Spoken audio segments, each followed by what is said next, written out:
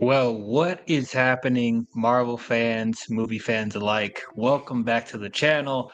I am the Owl. This is another edition of my life. And today we are journeying back into the Marvel Cinematic Universe. Today we are talking about the newest installment that was released in theaters this past weekend, Thunderbolts, Asterix. And joining with me today, first of all, I have Ashley. Hello. Stop stealing Lucifer's catchphrases at the beginning of your intro. That would be great. No, that is actually my intro, and he probably owes me about $80,000 every time he says it. He owes me money. And then also joining with us today from Blue Cinema, we have Blue Jay. Hey, how's it going, y'all?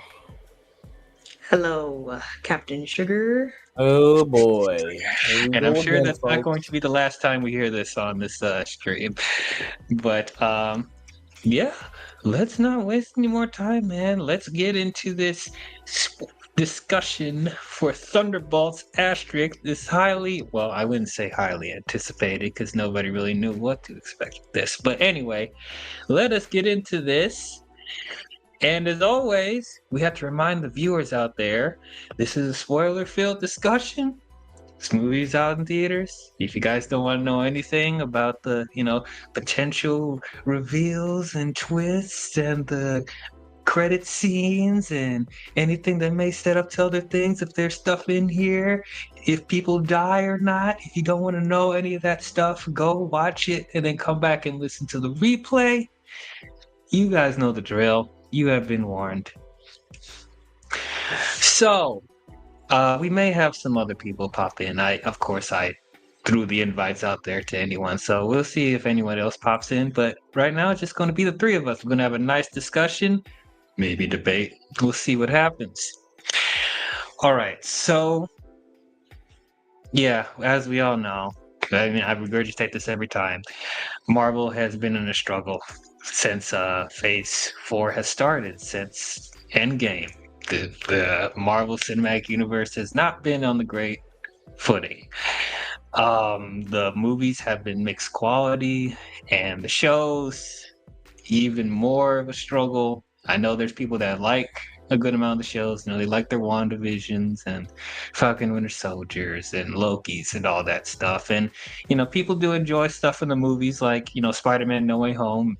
The first Spider-Man film. Well, actually, no, that's not the first Spider-Man film that made $1 billion. It was Far From Home, but very successful film. Spider-Man: No Way Home.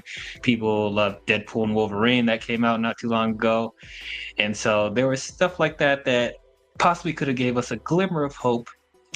But then you have other stuff they released, like Captain America: Brave New World, which had mixed response as well.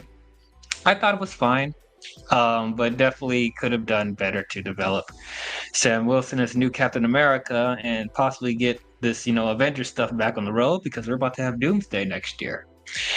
So after Brave New World, I was continued to be apprehensive about the MCU. I don't know what I'm going to get at this point as far as the shows. I've been loving Daredevil Born Again. I thought that's probably the best Disney Plus MCU show that they put out. So after Born Again, I'm like, okay, there's still some hope a little bit. But like I said, you don't know what you're gonna get at this point. I just hope they get the act together by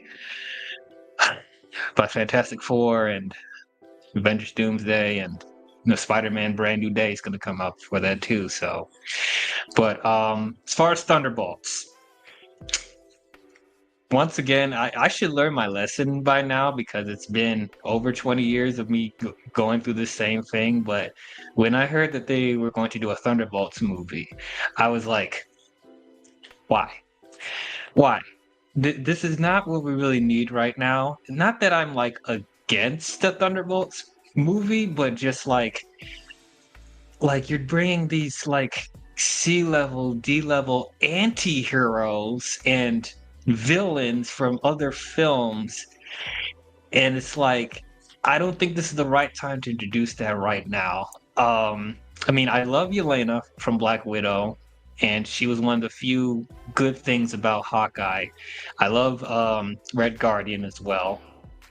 But the other characters, I'm like, why are we? I don't care for U.S. Agent Falcon and Soldier.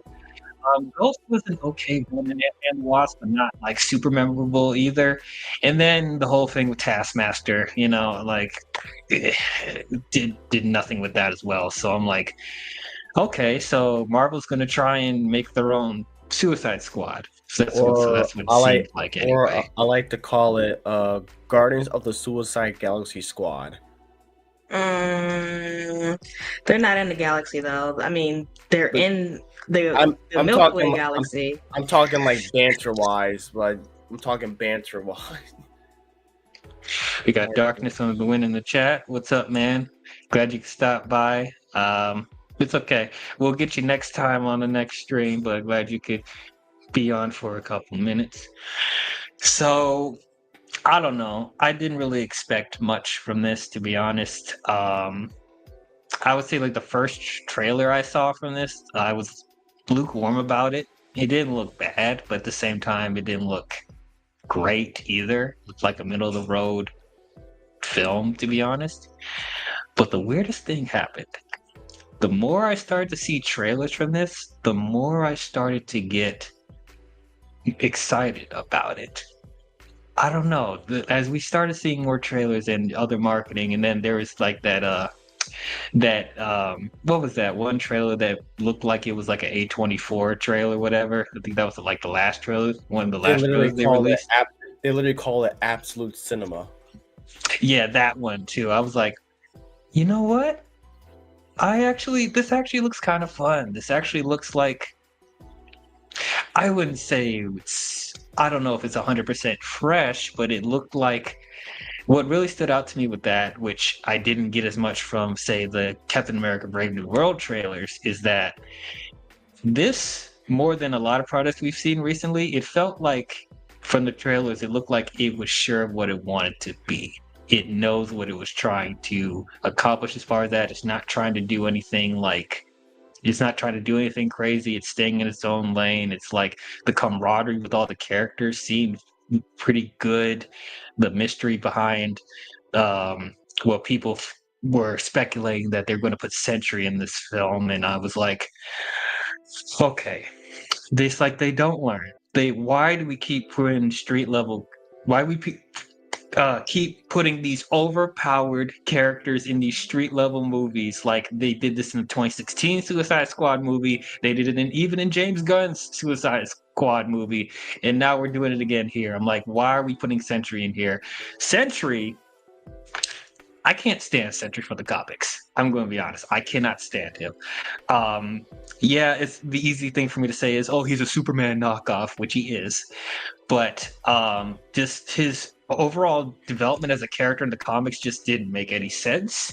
It's very contrived, and I'm really surprised they're trying to put this person in live action. It's like between this and them pretty much confirming that we're going to get Franklin Richards in the MCU too, that's a whole other can of worms as well. Because Sue is pregnant, so I'm like, Sue pregnant equals Franklin Richards, which means the Marvel universe is fucked.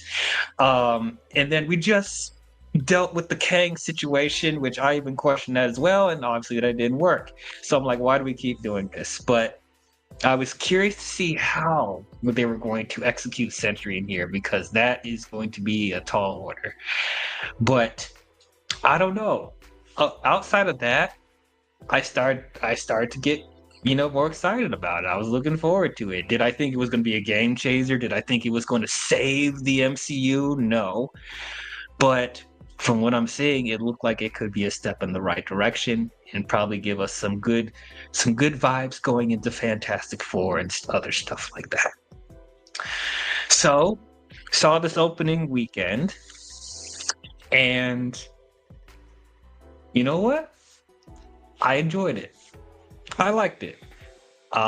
It pretty much, I guess it kind of met my expectations. Like I said, going in, my expectations weren't super high, but the trailers made it look like it was going to be good. I pretty much got what I was expecting.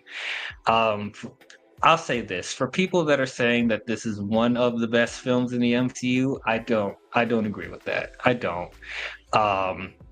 But I will say, as far as enjoyment, as far as me being entertained, this is probably one of the better installments movie wise post Phase 4. Um, for one thing, I could say the story for the most part felt coherent. I was able to follow everything that was going on, and I was actually engaged in what was going on. Um, you know what? This movie did it. It actually made me invested in this group of C-level, D-level anti-heroes, and I didn't think I would. Obviously, Yelena and Red Guardian, I think, are great, and they're great in this movie too. And then you know what? I actually end up liking U.S. Agent. I liked Ghost. They worked off each other really, really well. The the um the chemistry between all the characters I thought were really good. Um, do I buy them as a team? Well, I buy it well enough. They could do more, but I think at the same time the movie was aware that these guys are a bunch of misfits that don't get along together and don't make up a great team, and I think that also helped with the dynamic with all the characters.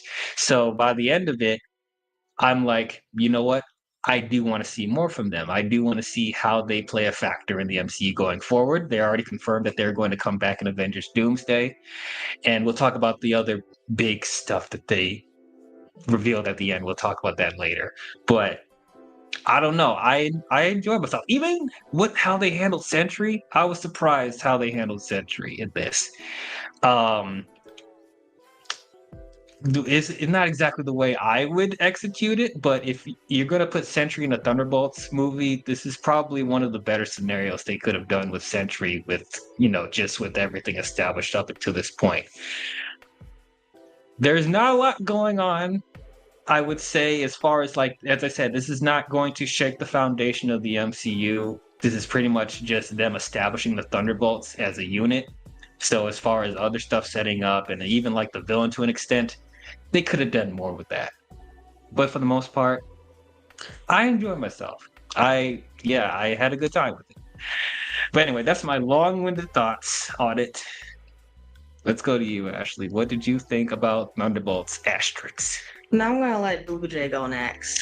I want to Okay. hear his thoughts. Okay, then let's go to Blue Jay. What did you think about Thunderbolts Asterix?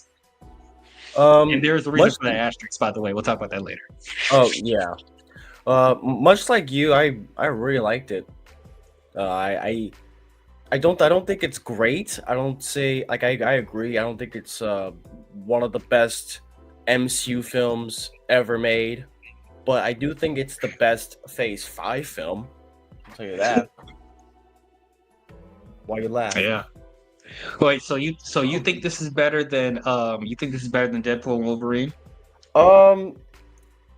Okay, I love Deadpool and Wolverine, but you're mostly there just to see Deadpool and Ryan and Hugh Jackman just talk shit at each other for 2 hours, and that's kind of it.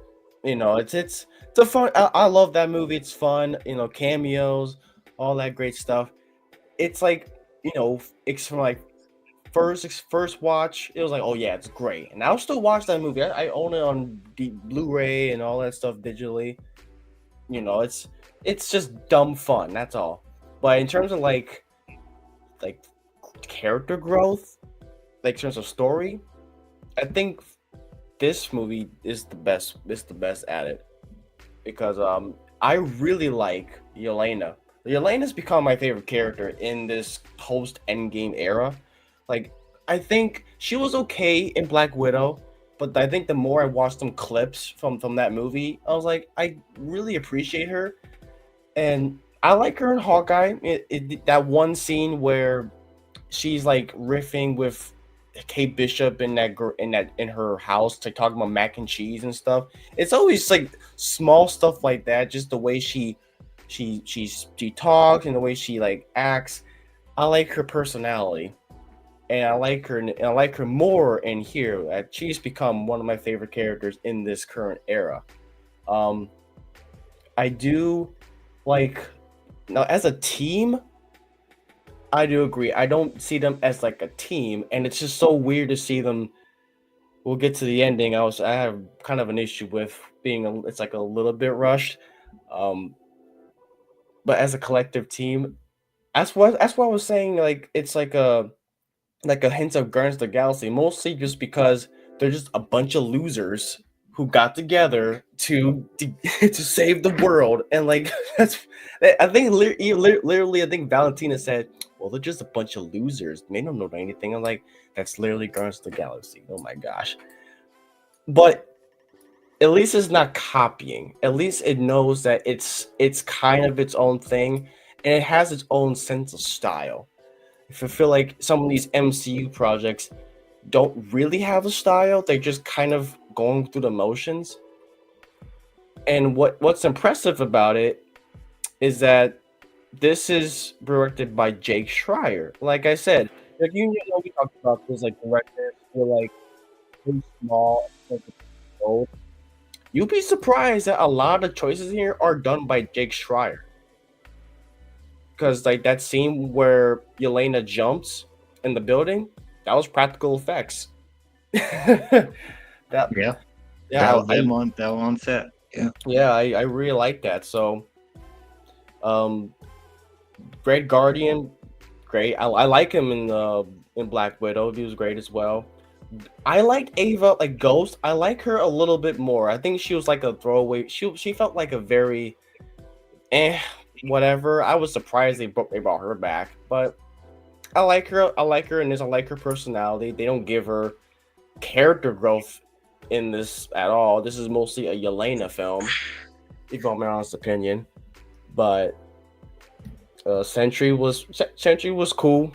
I like the I like the him as the Void, which is funny. When last in Deadpool Wolverine, there was a place called the Void, so Yelena goes into the Void.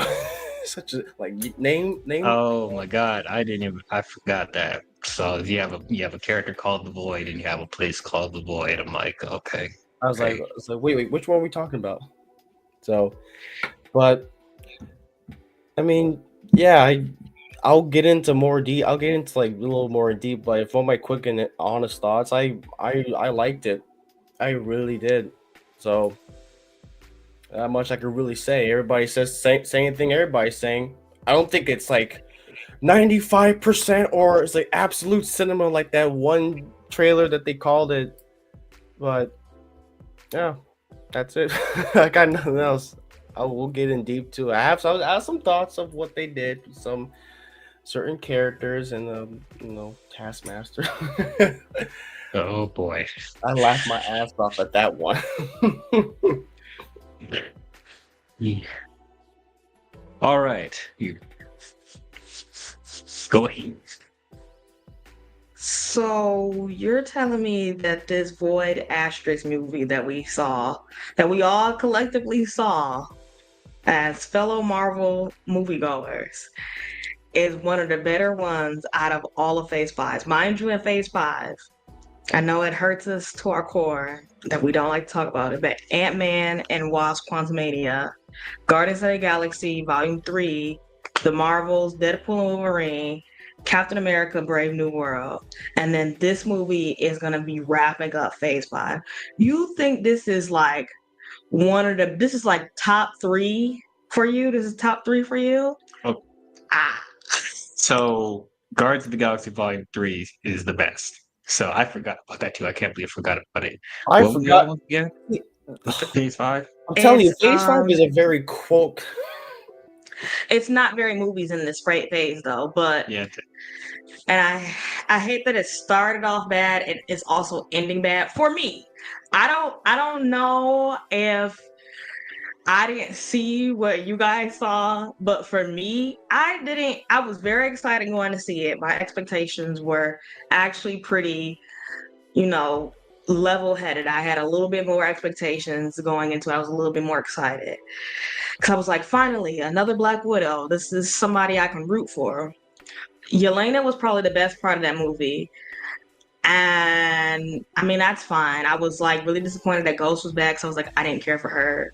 And Ant-Man and Wasp, I thought she was just kind of lame, but she improved just a notch in this. They showed a little bit more of her skill. She didn't improve on her skills at all, but whatever, we'll come back to that.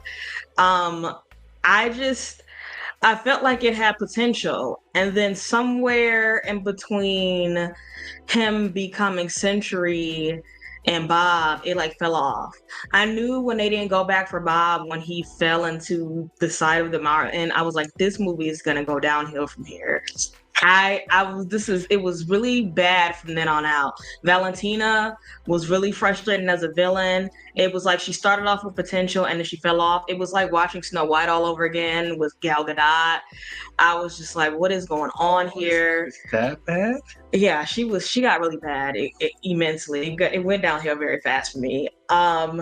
I like the teamwork. I honestly almost feel like they were almost better as a team than a lot of other people. They got together pretty quickly versus how when Guardians of the Galaxy first came together, they were kind of beefed out when they first got together.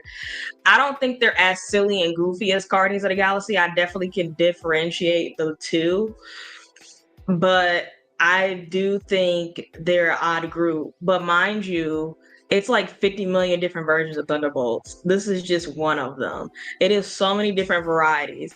I wish they would have added more characters. I wish Taskmaster didn't get shot off in the first instance, but they did that on purpose. They did that because they were going to kill her off at one point in the movie, but they wanted to do it quickly. So then if they did a character build for her throughout the movie, it didn't overshadow the whole movie, because their point of the movie was to push their whole mental health and you need friends and community.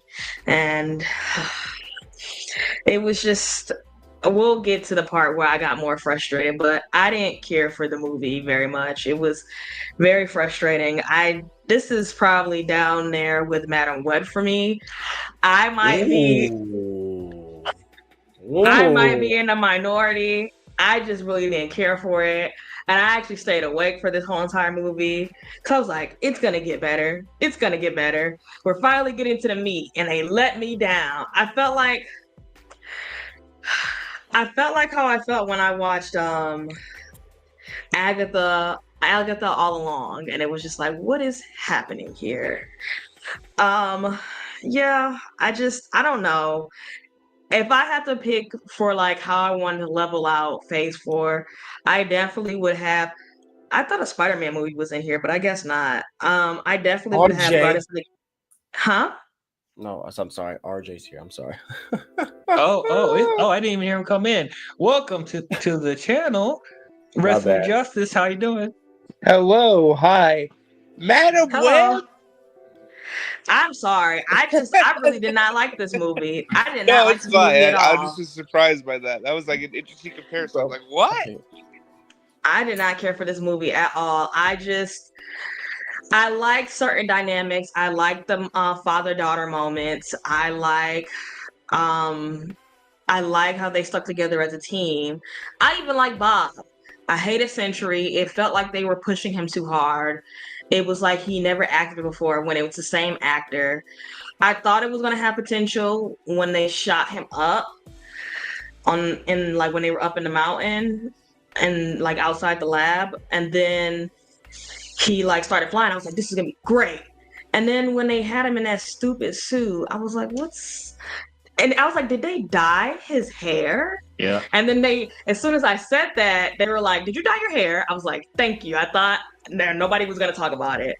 And so that was very odd to me. And then he turned into the Void. And I felt like Sentry could have been in a Marvel movie, but I don't think this was the Marvel movie for him.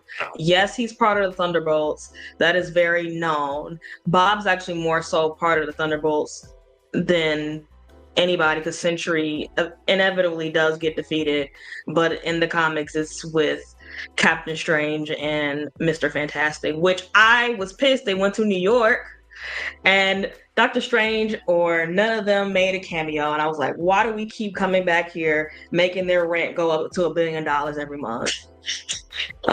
But that's my take. Okay. Well, RJ said she just dropped in. Tell us, what is your overall thoughts on Thunderbolts? Well, yeah. I mean, I quite enjoyed the movie. I've seen it twice already in theaters. I quite Nice. enjoyed it for the most part. I saw Um, it twice.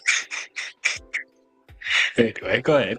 yeah. Like I said, I think for me, is it like the best Marvel movie ever? No, I'd say it's at least like I have to like think about it, but just like the movie's kind of set. Like watching it again, some things have sat with me a lot better. I feel like it's a very character-driven movie. It's very much a right like this is definitely a Marvel movie that leads so heavily on character and character development, which I like that aspect. I like that it's gonna like I actually ended up caring about this team and these people for the most part. There's some stuff in there that you could definitely criticize. I think my only real issue with the movie, which I do think is kind of affecting it a little bit, is that I do feel like there should have been a couple more action sequences. I feel like the movie was a bit light on the action, which is fine. I appreciate like it's a double-edged sword. Like I appreciated that the movie focused more so on story and characters and dialogue, which is a nice change of pace. But I could see some people being a little like, come on, let's get to like some more, because the action in the movie that is there is very well done. It's very well choreographed. I felt like it's very well executed. I just would have liked to have seen it a little bit more, just to kind of spruce things up a little bit. But like I said, I really enjoyed the movie. Again, it's like I didn't care about this movie when it was first announced. I was really excited for it. I kind of just wanted to go see just to go see it. But I walked away being like, that was a pretty good movie, and like honestly, like much better than I thought it was going to be. And also too, it felt like it finally progressed things for this universe that should have been like progressed like years ago. Like I finally feel like okay, now it's supposed to be like we're like things are getting into focus now, which I appreciated. Oh, cool. Want to rewind a little bit as far as I wanted to finish answering the question. Where do I rank this as far as Phase 5? Like you asked, do I think this is the one of the better films of Phase 5? Like I said, Guardians, I think it's the best film in Phase 5 so far. I would say after that, probably Deadpool and Wolverine. And then We'll talk about that later, Daryl. First though, I forgot about Guardians 3 because there was so much Marvel shit that just came out, like the Right. TV show, because we got the TV shows, and now I just want to be like, shit, I just said Thunderbolts was the best one. I'm gonna go back to Guardians now. It's definitely top 3 of the Phase 5. I mean, Sad. there's like slim pickings with Phase 5. Let's also keep that in mind. It just because couldn't be anything in number 3. because I enjoyed this more than I did enjoy this more than Ant-Man: The Lost Quantumania. That's not even a question. I enjoyed this more than Captain America War. Okay, we'll talk about that after this. Slightly You have a talk after stream? Oh, it's a gonna be little bit more serious. than the Marvels, but anyway. So you like this even more than Thor: Love and Thunder? Because I know you hated that movie. Yeah, I don't like Love and Thunder. Sometimes I wonder. I like really reconsider things. Hey, Ashley. You say things like Ashley, to make you feel better, I like Love and Thunder as well. You say you don't? I like Love and Thunder as well. See, because you have logical sense, but you also kind of like anything. But yeah. Hold on. What's that supposed to mean? nothing. Okay, so I want to start this discussion. I want to rip this Band-Aid off. We talked about it a little bit earlier. Let's talk about Taskmaster, because that is one of the biggest misleads in advertisement. They did this girl dirty. Okay. I feel like everybody kind of figured she was gonna die in the movie just because she's been in trailers, but then also was mysteriously gone from marketing as well. Like she wasn't shown in most like stuff we figured to be later in the movie. I thought the thing is that blew me away. I thought Sentry was gonna kill her. Like she would die like halfway through the movie or something. She gets killed in the opening action sequence at the very start of the movie by Ghost of all people. Yeah, And That that. would be a and win. she's supposed Like, to and she be gets, and like, not only that, she gets shot in the head, and you Yeah. see the blood, and they cut to it, and they focus on to show you, no, this person's really dead. And And then then they take her weapons. Well, then it's they burn her. sad. Then they burn her alive in an incinerator to further prove that she's dead. And then there's like one line of dialogue. It's like, "Did you know her? Yeah, she had a sad life. Okay, let's move on now." that is. I was like, "Damn, they really just want to get rid of this character." That was the I wouldn't imagine that actress would be like, oh yeah, you have a part in a Marvel movie, a major part in a team. You have your poster, if you plaster on the poster everywhere, just to get boom, you're dead. And what's funny is like the main poster is like she's in like the way back. You can barely see her When- face. The face is Yeah, like they did bring it on her. They did. So, like, okay, I know the Taskmaster fans were already pissed about this incarnation of Taskmaster. So I don't know if like the people were even interested to see this version of the character continue. As I said, this comes from someone who is not a big Taskmaster fan. I feel for you Taskmaster fans. I know this feels just as bad as the Mandarin in Iron Man 3, because I was pissed about that as well. But my thing about this is like, I mean, and I don't even necessarily have a problem with them killing her off, but why are you pretending like Taskmaster was a part of this group? Why even have her in the marketing at all? Why even have her in the movie at all? You know, it's like, I don't know. Was that just So I for a was reading. gag? So Like- yeah. So this is kind of stuff in hindsight now that the movies come out, but initially one of the ideas, like they filmed some stuff for this, but the idea was that Ghost and Taskmaster were actually going to be like have like a sisterly bond that developed throughout the course of the movie, but they're just like, just cut it out, like just cut it, like nah, it's. I don't see why they couldn't have that in there. You know, that like It I would think it have was I think it occupied. was a pacing thing. I think it was a pacing It- thing. It says they say it's because it would have occupied such a kind of more of emotional space that would have stepped on what really would needed to be built, and would have so little narrative to do with it, which is the connection between Yelena and Bob. And the movie Yeah, was yeah. going to hinge on that. to be honest, I disagree with that. I think you could have had both. I don't think that would have taken away from the stuff with Would have made the Yelena and movie Bob. invariably longer. Yeah, What, like but there 10 was minutes also some other longer? stuff that was crazy. I mean- too, because one of the things they talked about is that, like, way back when they were first writing the movie, one of the ideas they had, which they didn't go with, thank God, but they were going to have John Walker be like the actual villain of the movie, to where he was manipulated by Val into thinking that his super soldier serum was wearing off, so he was going to die or something. I don't remember, but the idea is that he was going to turn into the Hulk, like an A-bomb Hulk. Oh no, no. So thankfully that didn't happen. That was the It's original. like movie. Another from the She-Hulk. Because they said like, so- like we decided not to do that. Brave New World already did like the Hulk subplot where like a guy secretly is turning into a Hulk.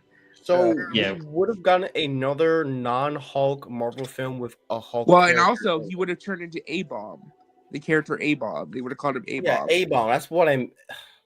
Okay, I don't know. It's whatever. Oh yeah, Like I said, grab in that. hindsight, I'm so glad this movie turned out the way it did, because it's like, yeah, thank God they threw out these horrible ideas. Mm. I should have threw out this movie. So devastated with. So many different ways they could have did it, and it was just they focused on the wrong things. I don't go to a Marvel movie to get that that father-daughter type of connection, or to get those type of lovey-dovey feels, or for mental health awareness. If I want to watch that, I would watch my rom-coms and my other movies and stuff like that. You can throw it in there here and there. You can have a lesson in there, but it took up predominantly majority of the movie. Like, it started from the time that they were trying to escape from like the lab to the end of the movie, and it just really So, annoyed me. so Or was you your want the biggest same Marvel issue like movie the every lack single of like now a and then? fun factor? You guys are both talking. Oh, I'm Oh. sorry. RJ first. Oh, okay. I was gonna say, was your biggest issue just the fact that it seemed like it lacks like a fun factor? It lacked, like, they focused way too much on like the emotional part and not so much of them working together as a team and actually fighting. It was so much talking. I've seen more action in Phineas and Ferb with Perry the Platypus and Dr. Doofenshmirtz. Like, it's very absurd, the lack of action in the movie.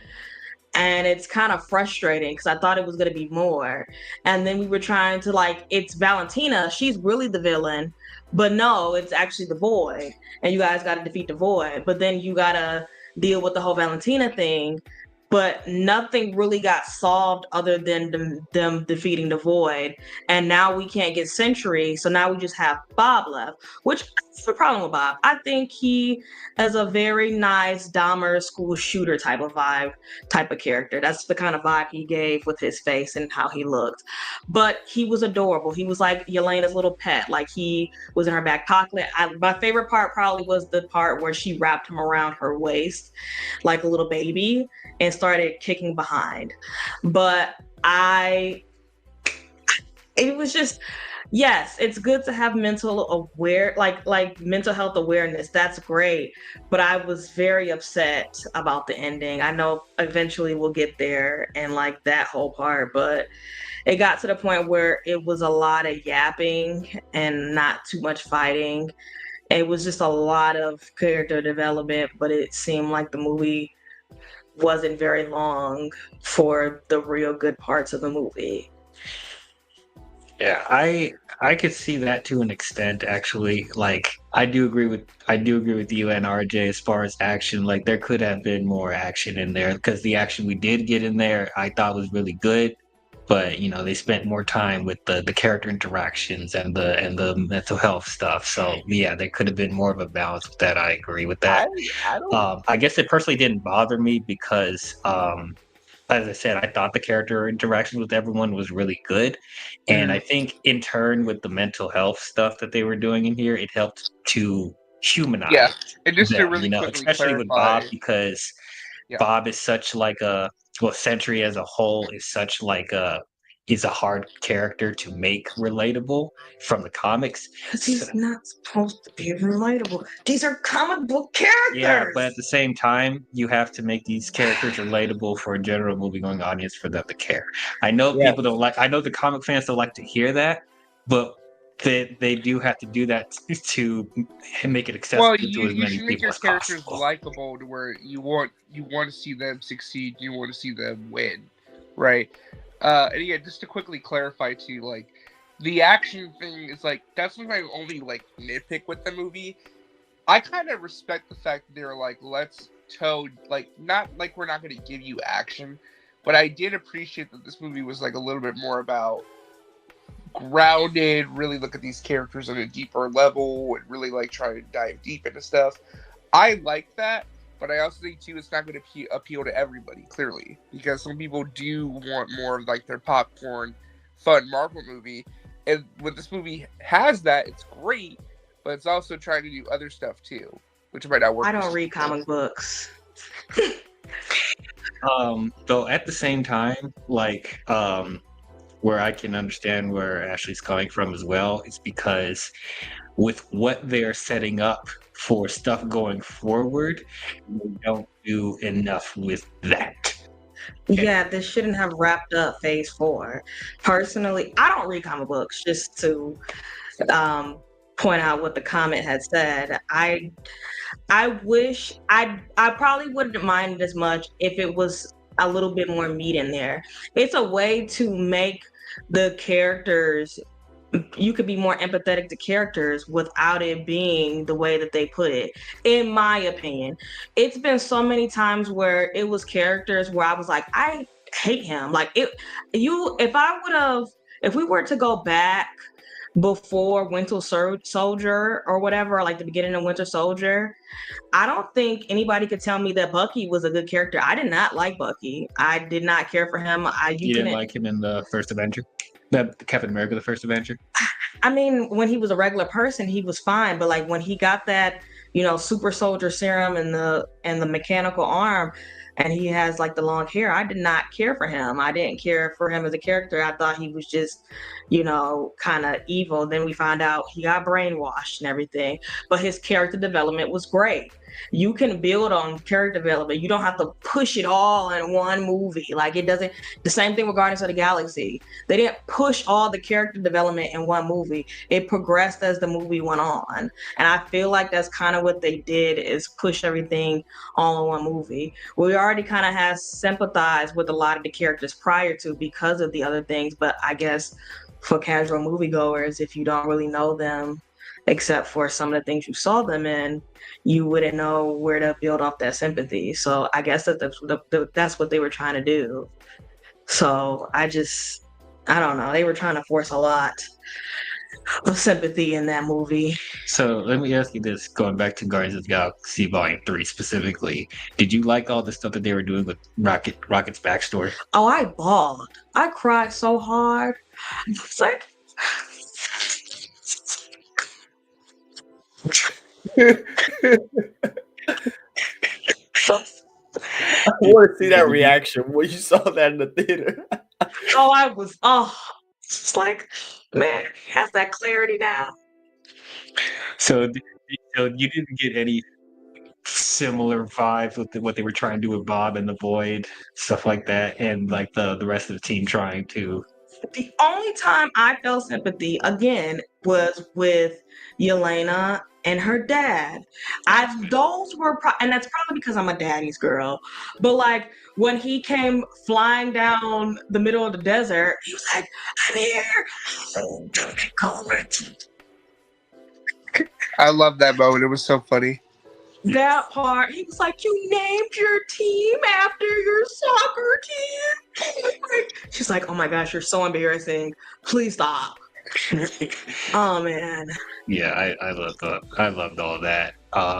Going into Yelena and Red Guardian, they're the best characters in the movie. They pretty much, if you love them in, what we saw before from them with Black Widow, I think it's even better here. Like they feel more three-dimensional in this than they were in Black Widow, and the one appearance that Yelena made in Hawkeye. But that father-daughter dynamic that they have is just really good.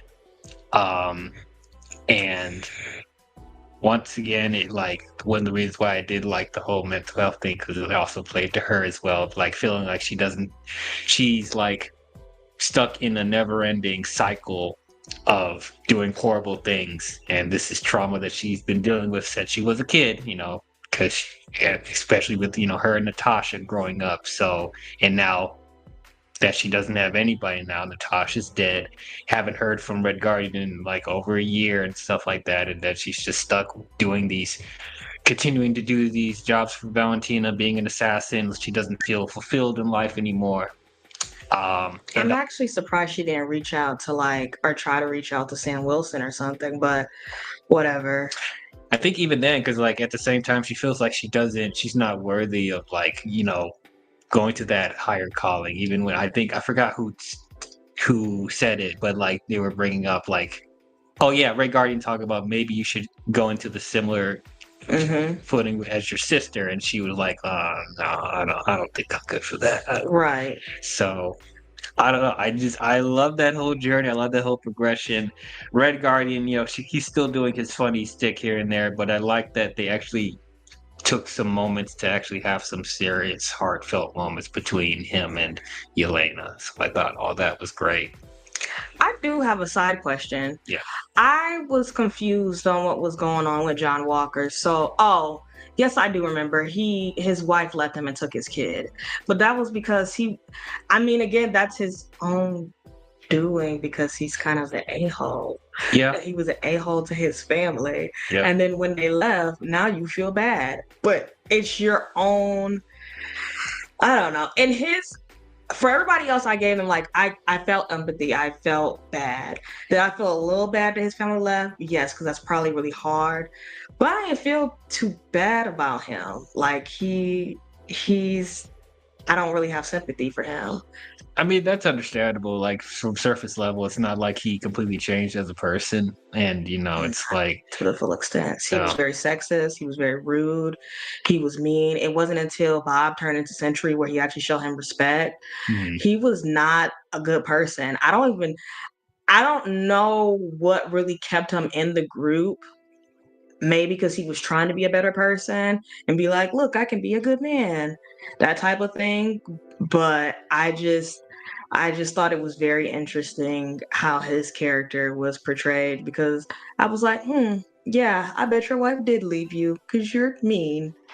The best line in Uh, the movie though is when Yelena is getting angry at everybody, and she's like, and like Walker's like, "Is it my turn next?" Like, no, you already know you're a piece of trash, just like your family.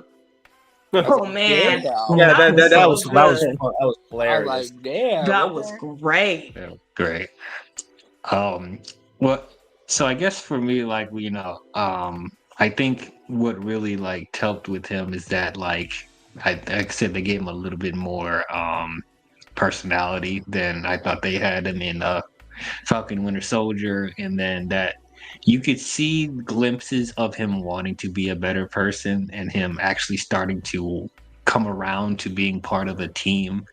So it's little things like that that, like I said, made him a little bit more human than in the previous movies. When I was watching it, I wasn't constantly thinking about him beating a guy to death with a shield like he did in the Falcon Winter Soldier. Now, so I was like, I actually could see him becoming a better person. He needs a lot more time for He sure. needs therapy. Everybody in that whole Everybody entire in there group needs therapy. needs therapy so bad. Yeah. Really badly. I liked him. And what's funny is that when I saw him in Falcon and Winter Soldier, I call him Walmart Captain America. That was everybody calling him Walmart Yeah, Captain everybody calling him. Walmart Captain America because of that. And I seen a meme with like the face, how he compared himself to Carl Fredricksen from Up, the way his face looked when he revealed him. That was freaking hilarious. Also, I love too that the taco shield. Oh yeah. Yeah, they And said that. even in the post-credit scene, which takes place I was like, 14 they months never- later, it still stayed as a taco. They never gave him a new shield. Well, he did try to bend it back in place, but you could still tell they couldn't fully get it back. That's because it's from Timo.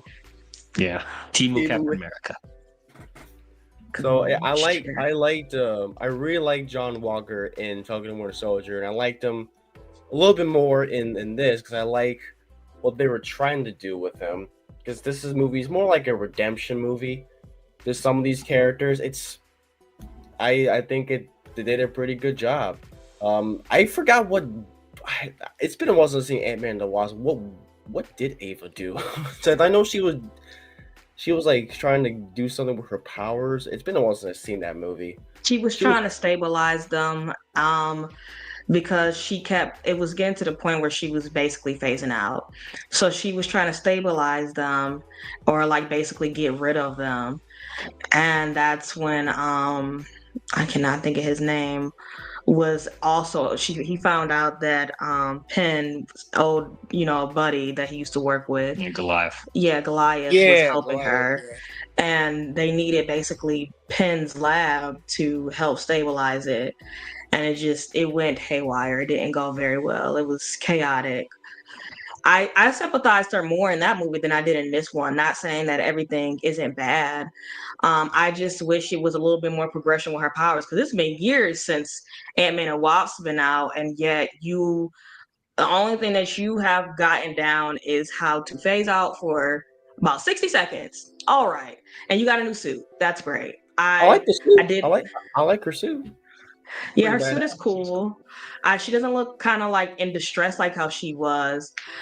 I don't think I agree with Daryl. I mean, she doesn't really stand out. Like she's stable now. She doesn't phase in and out 50 seconds, like every 5 seconds. But you know, if anybody stood out the most, what are we? Bob stands out a little bit more than anybody because I guess he was like really the only person that wasn't really in a suit up until they put him in one. And then Yelena because she was a mouthpiece for the most part. Red Guardian. Yes, Doing the Red Guardian thing. Red Guardian always stands out. Yeah. Yeah. So I mean, I actually kind of liked the Ghost that in Ant-Man and the Wasp: Quantumania. I thought she was better than Yellow Jacket in the first movie. That's like comparing shit to a burger. Yes, it is. Did RJ have to go? Okay, RJ has to go. Glad he can come on. Yes. So yeah, I thought I did enjoy her in Ant-Man and the Wasp and personality. Huh? He said he meant the personality. The personality. Yeah.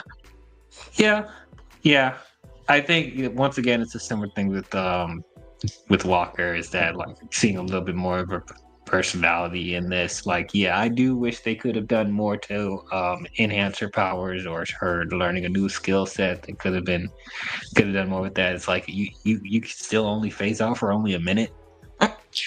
I'm like, okay. And then what happened with her and Goliath? Because they ran away at the end of Ant-Man and the Wasp. Does she still have contact with him? Like, well, what happened there? Falling out? I don't know.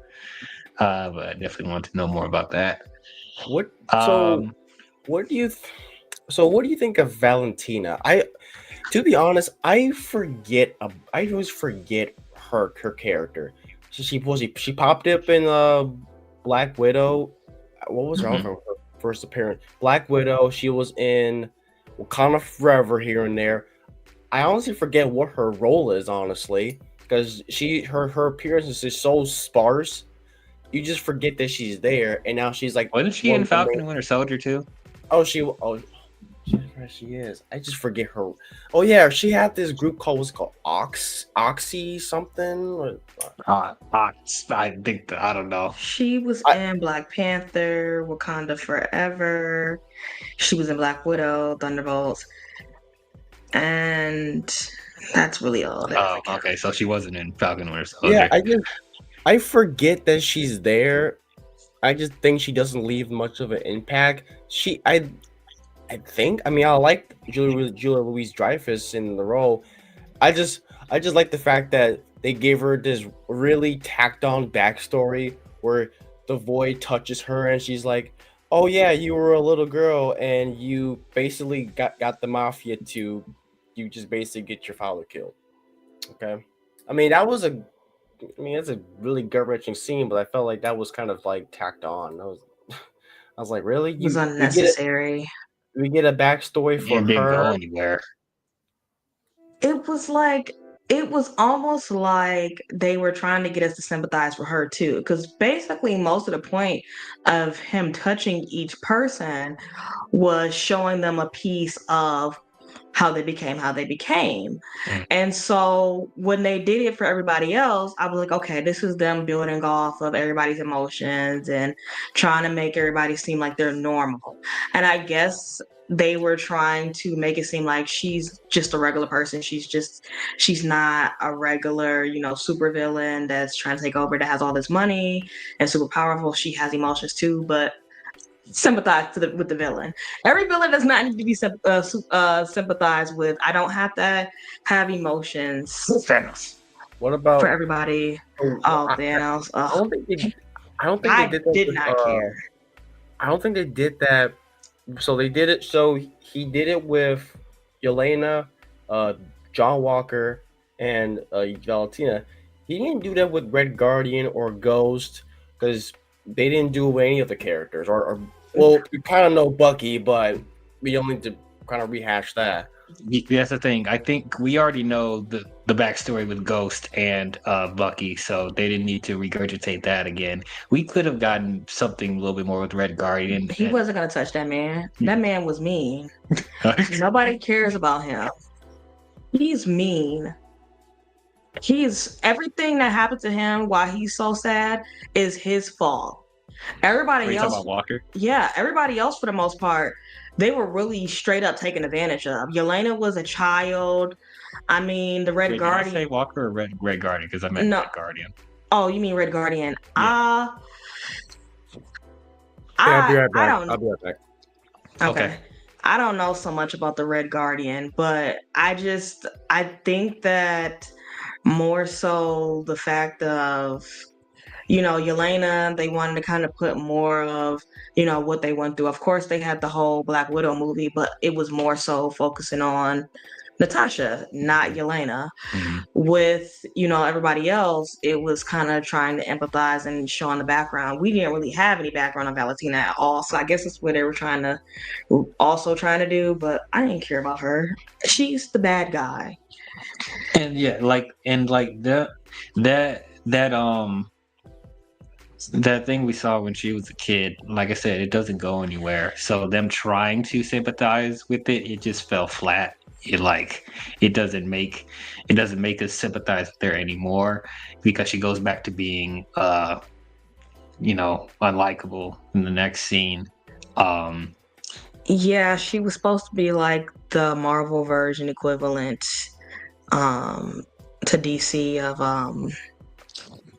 Amanda Waller. Thank you, Amanda Waller. But I could not take her seriously. No, honestly, I enjoyed her more. Oh, there it goes, right there. Oh, but that was basically Marvel's Amanda Waller. Yeah. Well, they were trying to, but failed. Yeah. Honestly, I enjoyed her more in Wakanda Forever and Black Widow than this. And I thought they were leading up to make her like big. She in Wakanda Forever. She's that crazy lady that was like, I need to know who's doing this. What's going on? Yeah, was that her? Ex-wife of Bilbo. Yeah. Oh yeah, I liked her way better in Wakanda Forever because I was like, see, here go these crazy Americans always trying to run stuff. Yeah, it's like they were setting her up to be like, the antithesis of Amanda Waller, and I think some people were hoping that she would turn into Madam Hydra, but that didn't. I don't know if that's gonna work now. She might have been her hair or something. It just didn't sit right with me, and they probably shouldn't have had Bob touch her. I think it was a little bit more believable until he touched her, until she started getting a little bit scared and getting a little bit shaken in her boots. They should have made it where it was like nothing was gonna shake her. She was a little bit shooken after that. It just didn't feel right. It was equivalent to when Snow White was like, and I know you're past and you're past, and the Evil Queen got all upset, but yeah, I liked more like when she was like just giving orders or acting like she's the biggest thing in the room. That's where I felt like her character worked. Like when she was confronting the Thunderbolts in the tower, I'm like, I need more of that. But because that's how she was in the previous movies, right?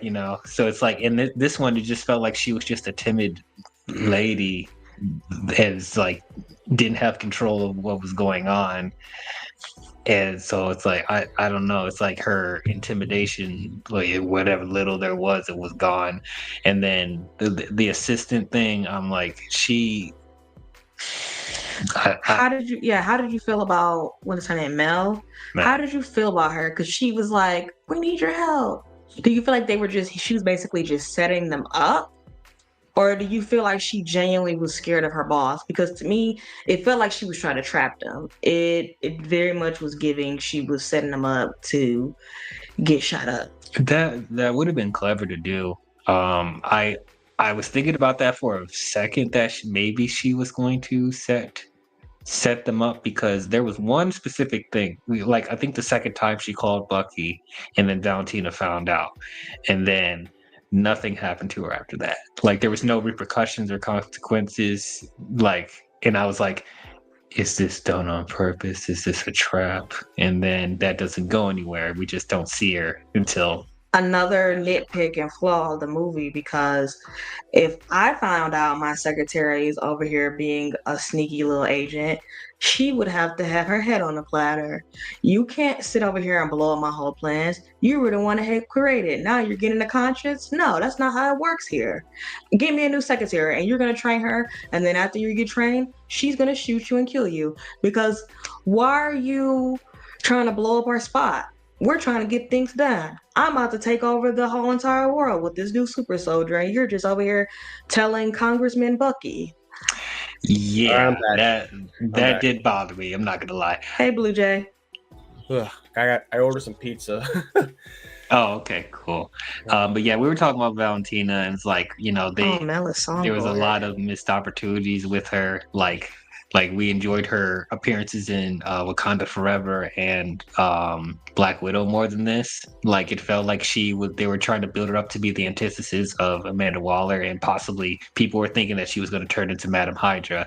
I don't know if that's going to work now, but like it just felt like she was a timid lady the entire time. And then the whole stuff she was doing with the assistant like was just off. Do you remember Wow. Do you remember we just said a second ago, like the second time that her assistant called Bucky, and then she found out, and then nothing happened to her after that. Right. There I'm was like, I thought she was gonna kill her. Yeah, I'm like, your assistant is giving the enemy secrets, and you're just going to let her go. I'm like, and part of me was thinking, is she doing that on purpose? Is this actually a trap that they both set up? But no, it's not. They just left that open. So I was like, That was yeah. that was. I was like, oh, okay. You're not gonna do anything about it. Is it gonna lead to something? No, just gonna leave it be. Okay. You just. I was like, if I was her, I'd be like, kill her. Being on my back like that. She's the Marvel version of Black Canary. That makes more sense. I mean, she's also supposed to be part of the Thunderbolts, but the one with Zemo in it, where we got actual good Zemo, not the one Yeah. that I forget about all the time. Yeah. So yeah, Valentina is probably the biggest disappointment for me in this movie, character-wise. Just I don't know what they do with her going. Well, actually, we kind of do. We'll talk about that when we get to the ending. But like, yeah, she could have done so much more with her. Bucky, I'm so glad they're giving him more attention, because it just felt like they keep short-sighting him in most of his appearances, and I'm glad they're actually like giving him a team to work with, giving him more screen time, giving him more camaraderie with the other characters, because like I think Bucky is one of the most underrated characters in the MCU, and I felt like they shortchanged him also in Falcon and Winter Soldier, because it wasn't about him. I mean, I don't know why they named it that. I don't either. Bucky is basically like Robin before Robin became the leader of Teen Titans. Bucky is very much he's a villain, but then he became like an anti-hero, and then he became like a sidekick to Captain America, because that's like his best friend, which is ironic because Bucky was always, the cooler friend. Captain America was the duff back when they were growing up. But I feel like this is nice that they're giving him a part of something where he can be his own individual versus being attached to either being in Captain America's shadows or being in the shadow. Well, both of the Captain Americas basically now, or just being a background character to the Avengers, or going up against the Avengers and the beef between him and Iron Man. And it's just, he has his own place now. So I guess I concur with you on that. It does help that he has his own place. Yeah. Any thoughts about Bucky, Blue Jay? Oh, I think he was badass. I really like him. Yeah. I did like how they give him like quirky, looks like little funny moments where Red Guardian is like, so you take I take the serum. What kind of serum you got? I got regular. It's Hydra. little flowers like that, and I just love the fact that he just does simple shit as just washing his Wakanda arm with a dishwasher. No, And like it, everybody was so upset from that in the trailer. Like, really? You're upset about that? yeah, they were like, "Oh, you're not taking Bucky seriously anymore. This is a joke. He went and put his arm in the I dishwasher." mean, it's a comic book. They probably would do something like that in a comic book. That's It's what's so silly it's about the whole it's thing. so mundane and stupid just to see. Like I want to see just Bucky doing like day-to-day stuff. Just to see him putting his arm in the dishwasher is just a funny sight gag. Just like, oh, you're like, well, dish her up. All right, put the shit. And I'm like, I love it. And my favorite part, and the part where he's doing his quote unquote congressman thing, where he's surrounded by the press, and he's like, what's your opinion on the situation? There is some worrying things and some concerning things happening. So we'll do this worrying thing right now to not be worried, concerning. Yeah. They tell you he doesn't know what the hell to say. Yeah. Yeah, that's why Dwayne ended up saying, "We know what happens at the end, but we haven't gotten to that part Yeah. yet." I'm kind of surprised that I mean, I'm not too surprised because Thunderbolt Ross was the president of the United States, but I'm just wondering how he became a congressman. So that just, I don't know. Yeah, as a almost 200-year-old man. Yeah. Yeah. But hey, comic book logic. Anyway, all right, let's talk about Bob / Sentry / Void, all that stuff. If you had to rank them, who was your favorite, Bob, Sentry, or the Void? Bob is the top. Sentry is probably last because like we just don't have enough of him. The Void probably second. So yeah, so it's gonna be Bob, then the Void, then Sentry. Like I said, the Sentry stuff, like we don't get enough of it. Like it's literally for one scene with them kicking the Thunderbolts' asses in the building, which it was an entertaining scene. But in the back of my mind, I was thinking, "Oh my God, Superman knockoff, Superman knockoff, Superman knockoff." But he'll do some more. They're probably What gonna. is Adam then? Huh? What is Adam? Yeah, he's technically another Superman knockoff. And then who's that guy in the Eternals? What was it? Icarus or whatever his name is. This is way before Superman. Let's just get that straight. Anyway. Okay, but technically, Icarus is legitimately way before Superman's time. Icarus is actually based off of a Greek mythology hero. But anyway, that Greek mythology character, yes. The Eternal, though? I mean, technically, it's based off of that guy, though. Yeah, it's based off the story. In a way, but Eternals was terrible. We don't talk about that one either. Eternals not very good. Boring. Boring. So yeah, the Sentry stuff, like, yeah, that was my least favorite thing about it. But it's not that I thought that it was bad. It just felt like typical superhero stuff, and like he's just so much like Superman, and I'm just like, okay, yeah, he's gonna throw everyone around like a rag doll, which okay, sure. I'm sure he'll do some cooler stuff in Doomsday or Secret Wars. They're probably setting him up to do something really important there, but heaven forbid somebody can fly and have super strength and can't hit by bullets. Oh, they're Superman knockoff. Woo! Superman. What can I say? I'm a Superman guy. But hold on. But he has more powers than Superman, so I'll give you that. Like, than the typical stuff we see from him. But it's like, yeah, I would say, yeah, it's just like we just didn't get enough of him. Just that one scene. We got way more development with him as Bob, and even like the Void to an extent. Bob, I actually liked. I like the French. I would say, yeah, friendship that he develops with Yelena. thought it was gonna be a love interest. I was very. Don't need that. Don't need that. Why not? Yelena don't need a love interest. I So mean- the way they showed after Yelena like had that vision, and Bob showed up and he's like got his hand, he's like just yanked it away. I was like, "Oh, is there a thing?" They're gonna have a love interest. I don't care what you say. And then they're gonna actually make me like the Thunderbolts. I mean, if it's done well, then I'll be okay with it. But yeah, it's just, do I need it? No. But if it's done well, sure, I welcome it. They laid the groundwork with them already. So now, Oh, do you want to hear his powers? oh yeah, please let's read down the list for people that don't know. So Sentry's powers is he has superhuman strength, speed, durability, incredible resilience to physical harm.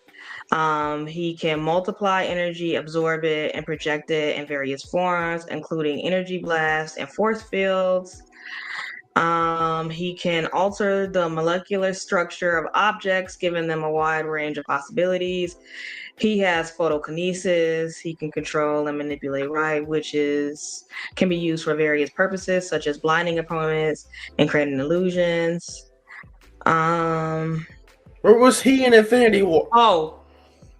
He is. Well, he was probably still being created if he was even created yet, because Valentina technically injected him. But I was just being one of the dumbasses online. Both Sentry and his alter ego, the Void, are capable of being reborn and killed. So basically, he can't die, and a little green crystal is not going to be the death of him. But anywho. Oh, he has a healing factor. Quickly recover from injuries, even those that would be fatal to other ones. Kryptonite. And he could teleport and turn invisible. Do you see why I was apprehensive about bringing him into a film? He has telepathy too, and he can also share his powers. See, no one is beating this character if they made it flat out like the comics. Nobody's killing this character unless Franklin Richards does it. But he's not. Sentry specifically is not supposed to be a beatable character. He is known for being part of the Thunderbolts. It's not until he has those low moments, which is when he gets into the Void, is when it gets bad. That's really the only thing that's the downfall about the whole thing, because he won't go see that lady with the couch. He won't go see a therapist. We could get this all broken up, and I wish Iron Man was here. He could separate them. Iron Man and Bruce Banner, they probably can get Iron Man. Iron Man was so smart. The narcissist. Yes. He's the last person I would give this Sentry. Love it. But I would love to see how he would screw up his life again, to where his mansion was crushed into a million pieces. oh, great! Now it caused another way to destroy humanity. Ultron wasn't enough for you, was it? But yeah, Bob, I actually liked. Once again, that's probably the one thing that's making me relate to Sentry, having that Bob persona there. Your parents beat you and they were alcoholics? What? That's why Bob is the way he is. What? No. No, just being able to connect with him on a human level. That's what I mean. Not that I went through the same experiences he did. You're a drug addict? A former drug addict? You think you know a person, I tell you. Okay, Mr. Troll. But yeah, so as I said, and I thought I wouldn't really care about the Bob persona because it's just a regular guy, and I thought he would get annoying really quick, but he was really likable. And there's even some times where he takes some shots at John Walker, and I thought that was funny. So he has a little bit of edge to him, which I also appreciate that. So yeah, Void is just a shadow monster. Yeah, that's pretty much what he is. he works well as like the thing that Bob is trying to fight psychologically. He works really well on that part, but as a villain, he's like I said, he's just a shadow monster that turns people into shadows, which was a really cool image. I really liked you seeing the void invade New York and turning people into shadows. That was a really cool effect, and it was pretty menacing as well. I will say the sight of just looking at him, like he is completely pitch black, but you do see the yellow beady eyes. Like that's a creepy image. And then when you look up from like a far distance, just him floating up, that's like a scary. Bring that there, man. It was blackface. What? Get away with blackface. They did it again. First it was Robert Downey Jr. and now it's this guy. They can get away with anything. Disney, Marvel. Come on.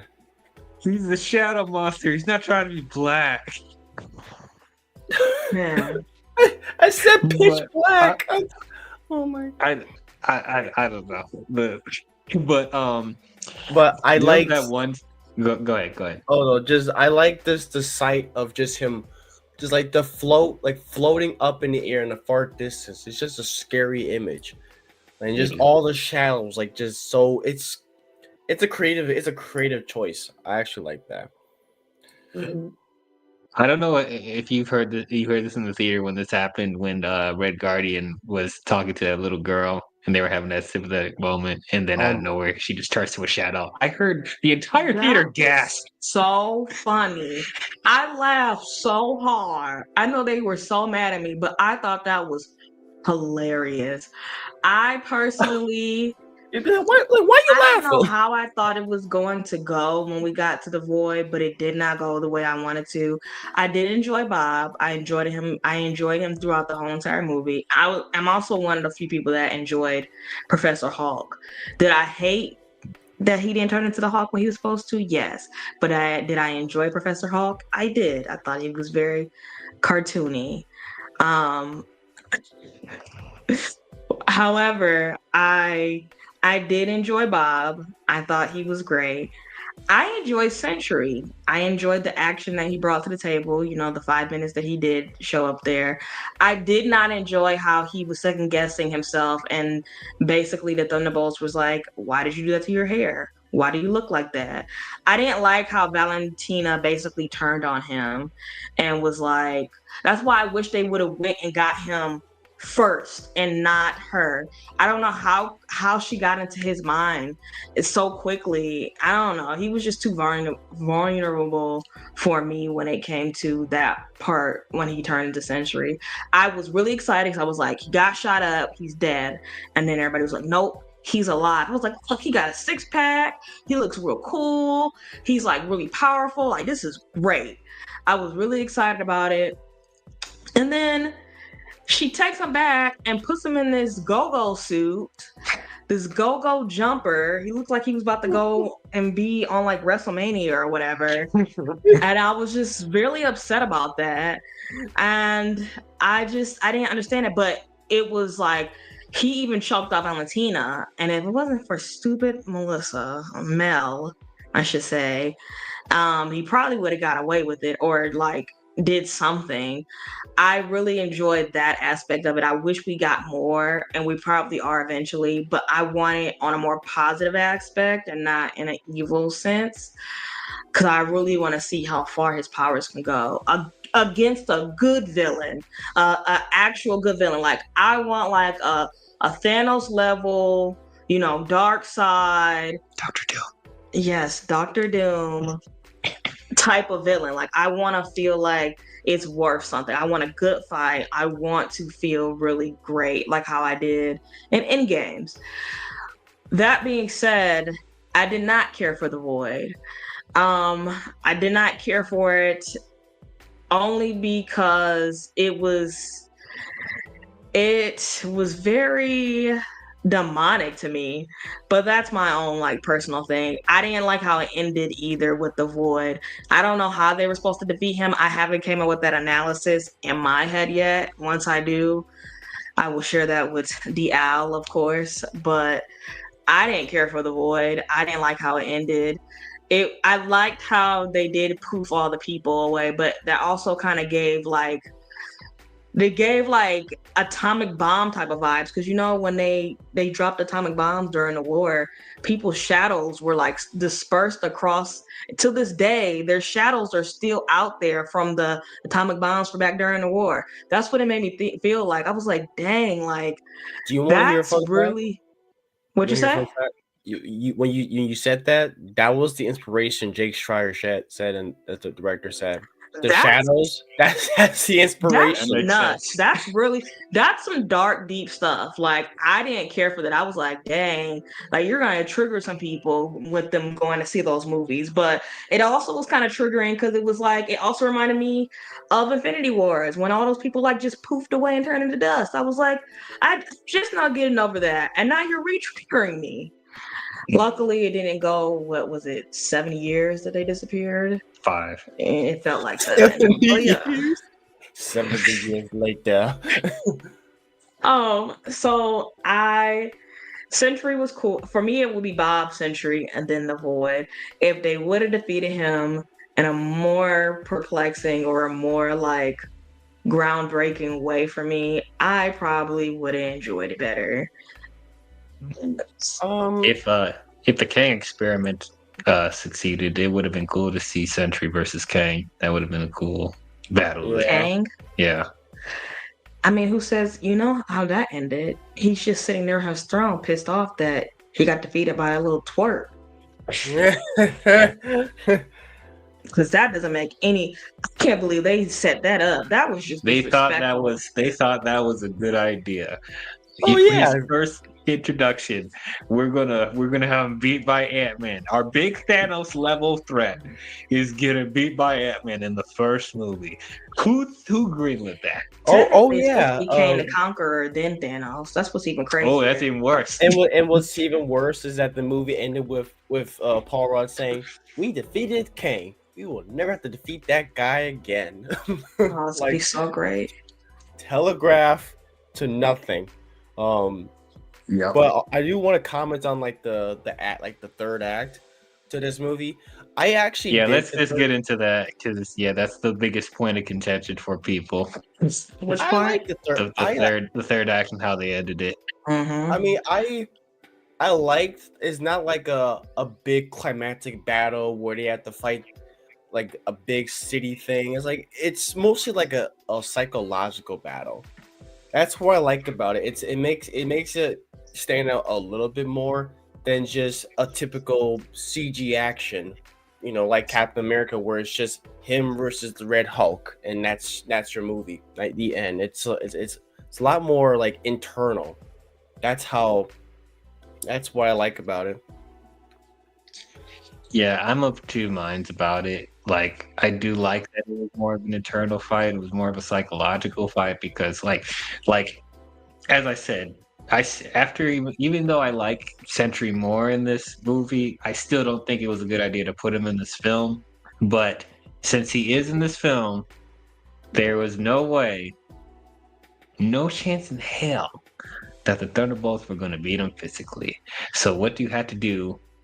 As an alternative, you got to get into his mind, and so at that aspect, with how they set up this movie of how to stop him, as I said, this was probably the best case scenario with what they had here. Yeah, not the most climactic ending. I understand, but I don't know. It didn't really bother me that much, but I see why people were expecting more at the same time. They should have did it like this.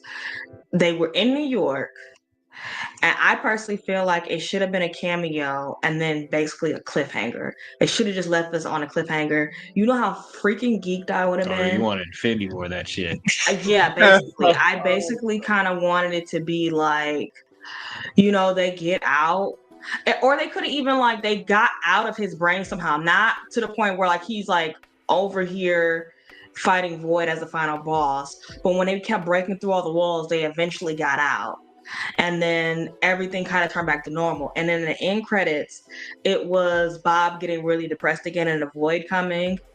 We get the shit from Fantastic Four, and then we also get a big huge circle, and Doctor Strange comes in, and they're like, "Who are you?" And he's like, "I'm Doctor Strange." And then Fantastic Four comes in, and it's like a whole thing, and then it just cuts out completely, and they have to figure out in the next movie how to defeat the void.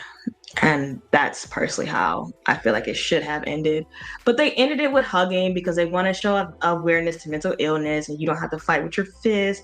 You can fight with hugs and love and You are not alone. togetherness and not being alone.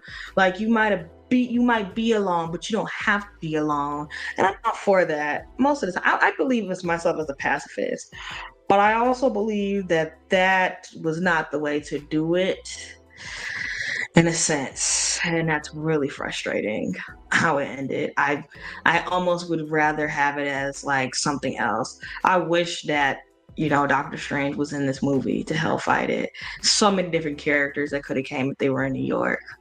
Well, they're in the shadows. The whole New York's been taken over. You know what? You know what's funny though? That entire scene where the void takes over the New York, I was thinking, I wonder if Daredevil's in that shit.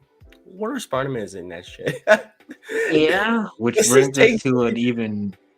Sorry, Does it take place during like? Are we gonna get an episode of Daredevil season 2 where it's like there's a part where like a filler episode where he's in the void fighting his demons? See, that brings us to like a bigger issue with the MCU in general, and it already started became an issue like a while ago, but it just feels like the MCU has gotten so big to this point, and they established so many characters and so many different types of lore. They're having a harder time establishing it in the timeline that they were developing since 2008. 2002. If you want to count this, yeah, you want to count the non-Disney Marvel films as well. I mean, they included it with Tobey Maguire, but that's just multiverse saga. But yeah, it's like, and now that they're in a place where they have all the characters they want to use, now they're trying to crowbar them into the universe, and it doesn't always fit in. Like Eternals, like made no sense with them being in present day. They have to put the Fantastic Four in a different multiverse. The time variance. They didn't have to. They chose to. They chose to because in their minds they're like, if the Fantastic Four have been around, why does nobody acknowledge them? Reed Richards is one of the smartest minds in the world, just as smart, if not smarter, than Tony Stark. Why is he never acknowledged at all? Well, X-Men is also around. What happened to Professor Xavier? Well, that's the thing, that they just now are establishing mutants in the universe because of the snap. Because mutants didn't exist before then. So now they're trying to figure out a way to implement the mutants because of the multiverse and the snap. That's what I'm saying. That's what I'm saying. I'm telling you. So relatable.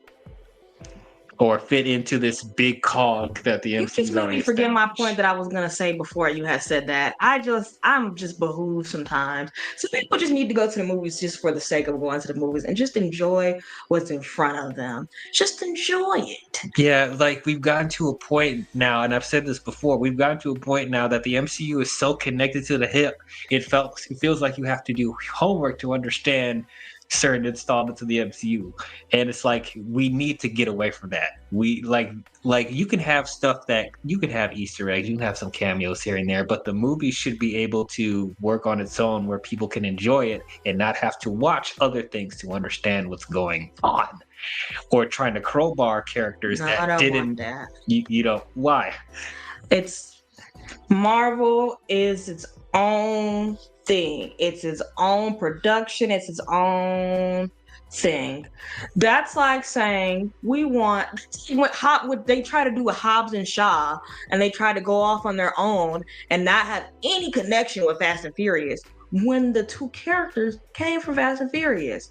I'm not gonna eventually they're gonna put it in together. They always do. Marvel's gonna always try to put things that was a standalone film and put it together. Iron Man was its own standalone film. All of that was like, most of that stuff was all standalone. But then when they were like, we're making a lot of money off of this, we're going to really build off of this and how much people like this and keep it going. As long as they can tie it together smoothly and it's no like bull crap like they did. Which they're not. I mean, no. I mean, you can't do that with everything, but they can do what they did with the original Incredible Hulk movie and just cancel it and not show it on anything. But I personally, I almost wish they would have went to California and just had Venom in the movie. But we're not going to be able to get that. I want a good Venom. Yes. I want a good cameo of Venom if we were going to get it. But Sony wasn't going to go for that because Sony just thinks that they're too big to work with Marvel a lot of times outside of the Spider-Man. But I said they should have just make went to your own Wisconsin. universe, y'all. They should have went to Wisconsin or like a Midwest place or something. Yeah, they didn't have to be in New York. They didn't have to be in New York. Well, they're always in New York. They're in California. They're in New York. Sometimes Detroit. And I don't want those problems here. We got enough problems here. So that's why I said, like, I mean, the thing with the Fast and Furious thing is that, like, first of all, it went farther than what it needed to anyway. It's like the Jurassic Park situation. It shouldn't have even been that Jurassic situation. Park was supposed to just be a tale of caution, a cautionary tale. And people were like, dinosaurs and humans. Yep. And they took it off. They took it off the rockers. Yep. They made money, and they were like, "Let's just keep it going." Marvel is actually very enjoyable when it's done correctly, which is why I'm like, either you go and you watch it and you enjoy it, and it's to the point where you want to go back and learn more and watch all of them. That's what it was really technically all about. I got to a point when I got older where I enjoyed it so much that I would sit back and put in DVDs and rewatch them if this is before streaming, because it got me to the point. And then once I got to the point where I was like, this is not enough, I'm gonna go online and read more. I do have comics. I don't necessarily read them. I don't really necessarily have time all the time, so I go online and I read them individually on the things that I need to know. But I just, you don't necessarily have to do your homework to go see the movies. You can go and see a movie and actually enjoy it. And if it gets you to the point where it's keeping you up all night where you need to do research, that's probably a good thing. It probably is going to get them into a Marvel downward spiral. And that's a lot more money in Disney pockets. It's probably the whole marketing behind it on top of that. Well, dang, I really forgot the point I was going to make. But, I mean, to an extent, I see what you're saying, but once again, like say for Eternals, for example, when they're talking about Avengers stuff that went on, the snap and everything. Say somebody saw Eternals and it never saw Infinity War Endgame, and they're talking about all that stuff. They're going to be like, what the heck are they talking about? What do you feel really sad if somebody went to go see Eternals and that was their first like Marvel experience, either for the first time or like in a long time. Yeah. I would be like, let me take your hand when I say this. I'm so sorry you went through this. I will pay for your first 3 therapy sessions. And we are going to go back and watch The Incredible Tobey Maguire 2002 Spider-Man. And then we're going to keep progressively moving on to better Marvel movies. You won't have to watch it ever again in your life. Go ahead. You said if someone would watch Eternals the first time, someone actually saw Endgame, and that was their first Marvel movie. That actually happened.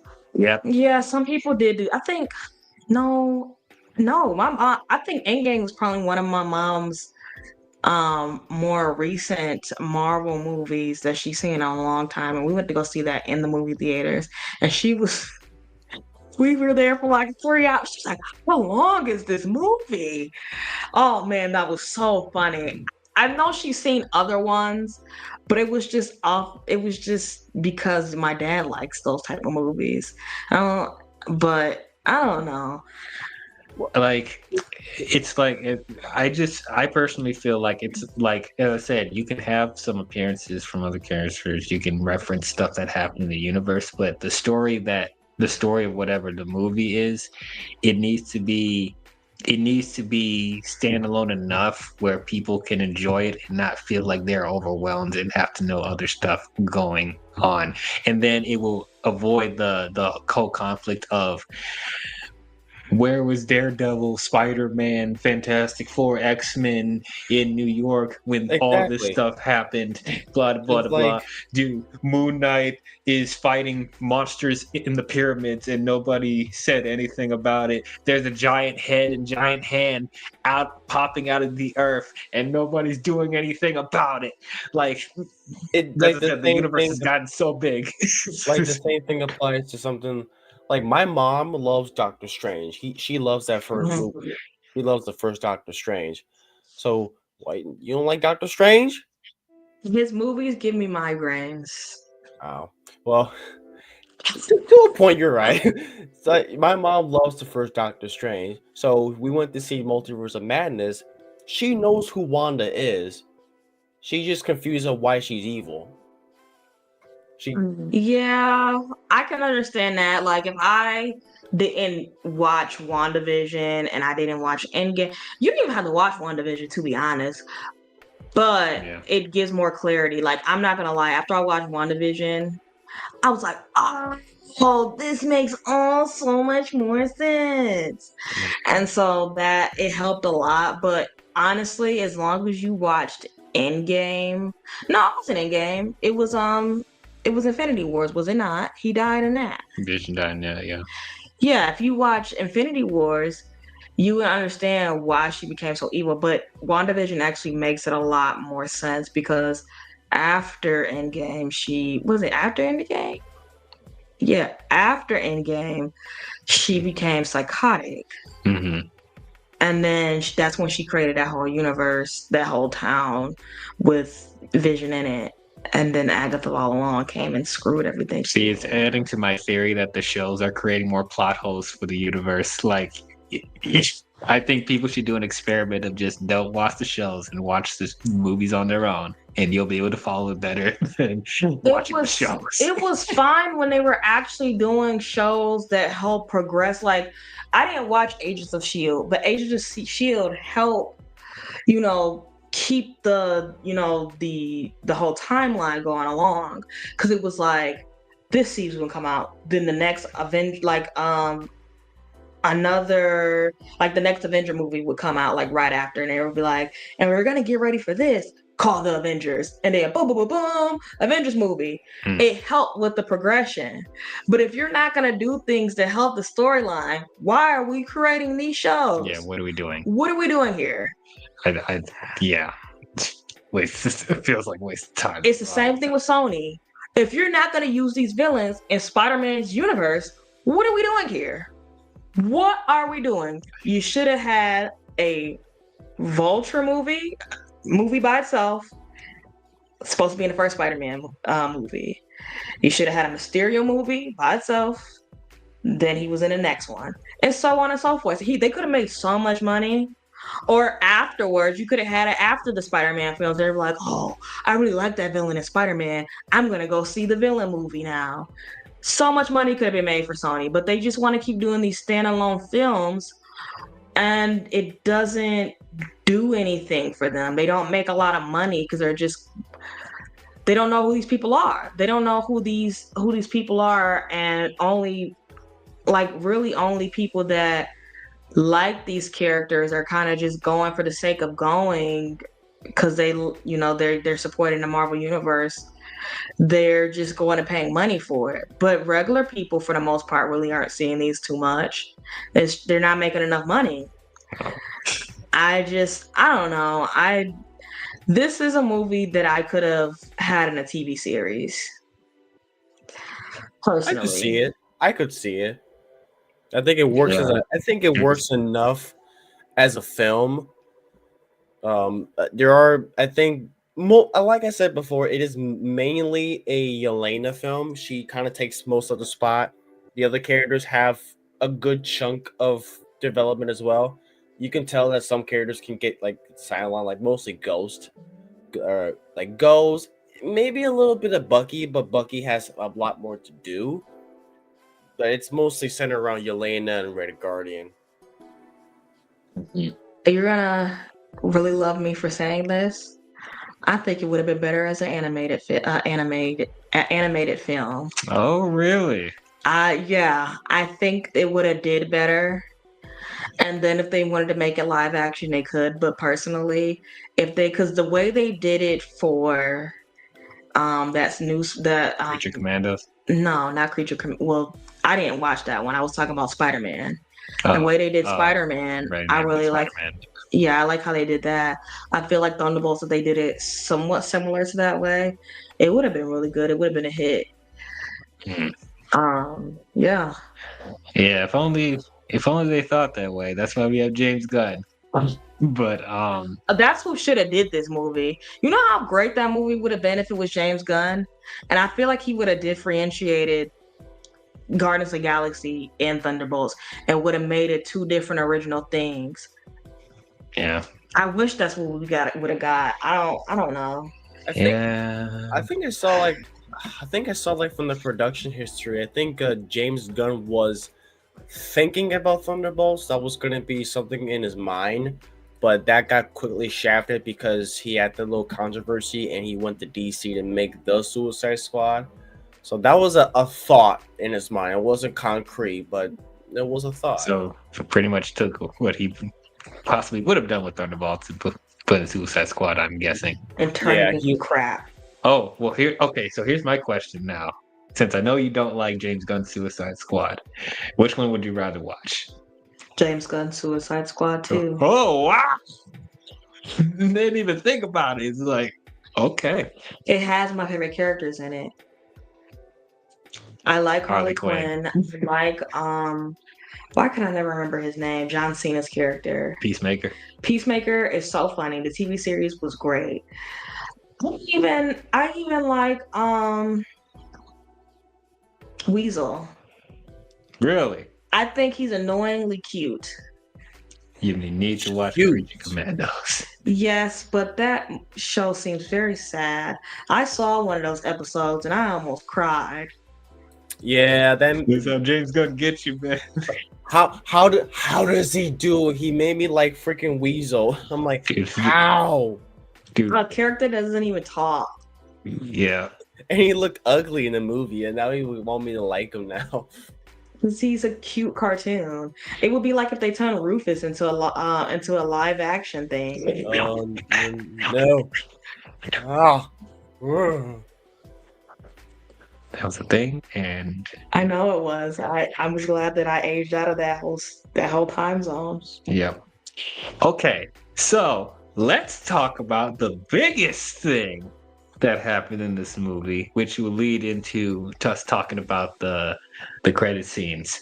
So, at the end of the movie, when they stop the Void and they stop Bob, and they're about to apprehend Valentina, then Valentina out of nowhere catches them in a surprise and has the press, tricking everybody thinking that this was all part of her plan to bring these people together.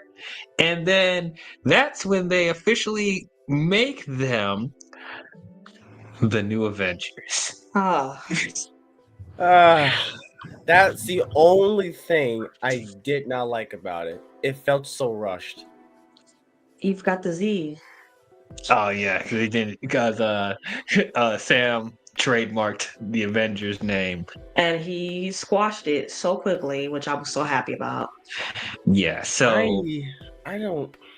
Yeah, I'm with you, Blue Jay. This was rushed. Like, they did not need to be the new Avengers.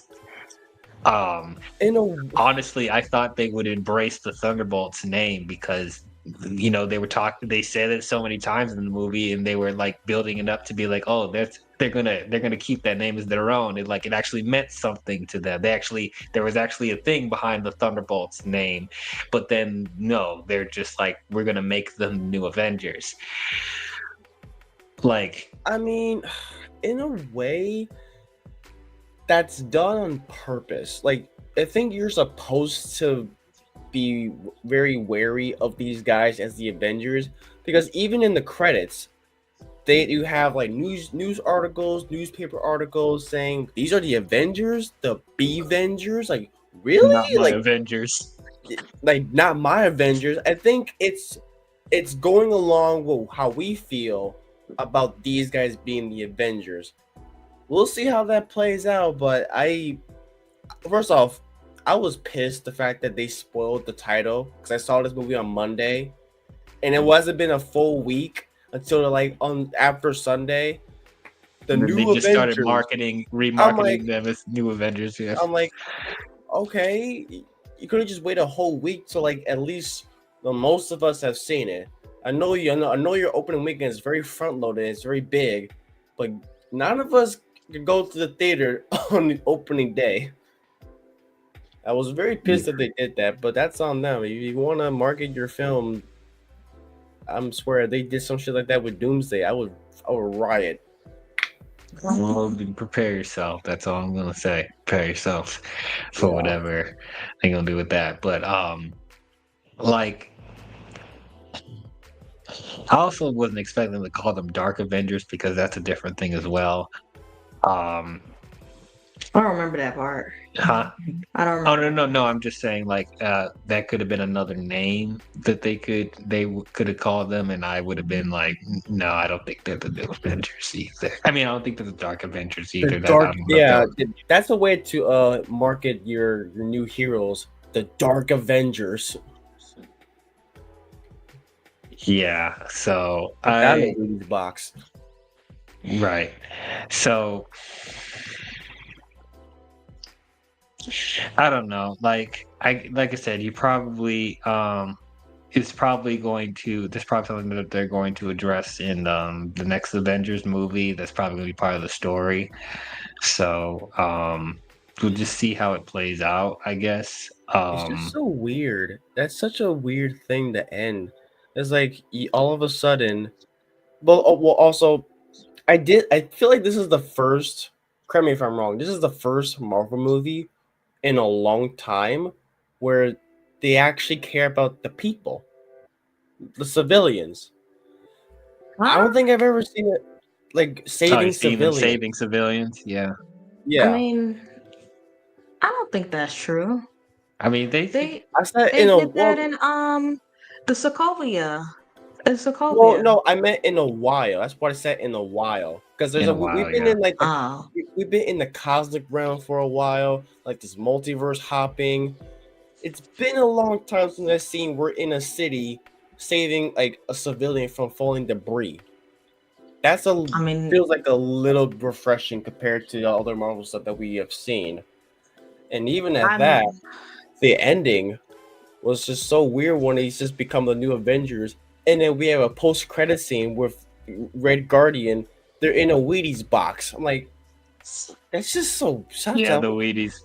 That was the first credit scene with the Wheaties box. Part. I mean, it was a That funny was gag, but like, really, like you guys are in like you have your own cereal box collab. Yeah, that was pretty fast. That was so weird. I don't know. But then the second credit scene, so the new Avengers are in the what used to be Avengers Tower, and then they're talking about how everyone's not like accepting to them being Avengers, and then Bucky was saying that he talked to Sam about it, and he's not happy about it either, and then he trademarks the Avengers name. And then Red Guardian comes out with these jumpsuits and it says Avengers with a Z. It's like, see, no And trademark. it's got like sponsorships. You saw Tide logo on there. Yeah. All this stuff. Like, okay, I get that they're kind of going with the whole thing. They're not being Avengers. Like, they're not accepted being Avengers. I do find it to be really weird that the last Marvel film that Bucky and Sam are in a scene together, and then literally the next scene they just like, we're not talking no more. Yeah. I enjoyed the end credit scene. Well, no. Let me take that back. I was pissed when they did the first end credit scene because I was like, ain't no way. I'm not accepting this because, I was really upset about how it ended. And then we get to the part where they were like, Sam Wilson trademarked it. Did you talk to him? Yeah. Or what did they say? He's not having it. I was like, yes. Mhm. Yes, because you got so many characters. You have, I'm going to look it up. But it's a lot of characters that could be playing in this new Avengers type of saga. And it's not, and it's just not doing what I needed to do. Yeah. While she's looking that up, we also have to talk about that. Wait, we can't talk about that part yet. I know what you're going to go to. Well, I was gonna 2 ask seconds. first. Like, is it? I don't know if I feel this way, or is it weird for Bucky to just suddenly just join like this new version of the Avengers? Is it weird for Bucky? It's just like he's been like he's been like on his own for a bit, and like he's not like the type of person to kind of go into this group like this, and he's like suddenly accepting the fact that he's his new Avenger with all these sponsorships and collabs. I find it to be a little weird, and all of a sudden it causes him and Sam to not on good speaking terms. I don't know. That seems a little out of character, but that could be me. Well, I mean, I see what you're saying with that, like, because he already worked with the Avengers before, like the proper Avengers before, and then he went off to do his own thing. So, like, I don't know, for him to like start it. Well, he didn't really start the team; it was Valentina. But like, that's the whole other thing. Like, how does Valentina like play into this as well? And they're just going along with it. But yeah, it does seem a little off with him being part of the team, I guess, with that stuff being established. But the bigger issue here, which I've been asking this question for a while now, who are the Avengers right now? So these are the people that are not Avengers. It's Doctor Strange, Wong, Black Panther, Shuri, Mabok, Aoki, Pepper Potts, Mantis, Gamora, Star-Lord's Groot. M'Baku? Yes, M'Baku. Mabok. My bad. Gamora, Star-Lord, Groot, Steve Rogers, because he's probably dead now. Valkyrie, Kong.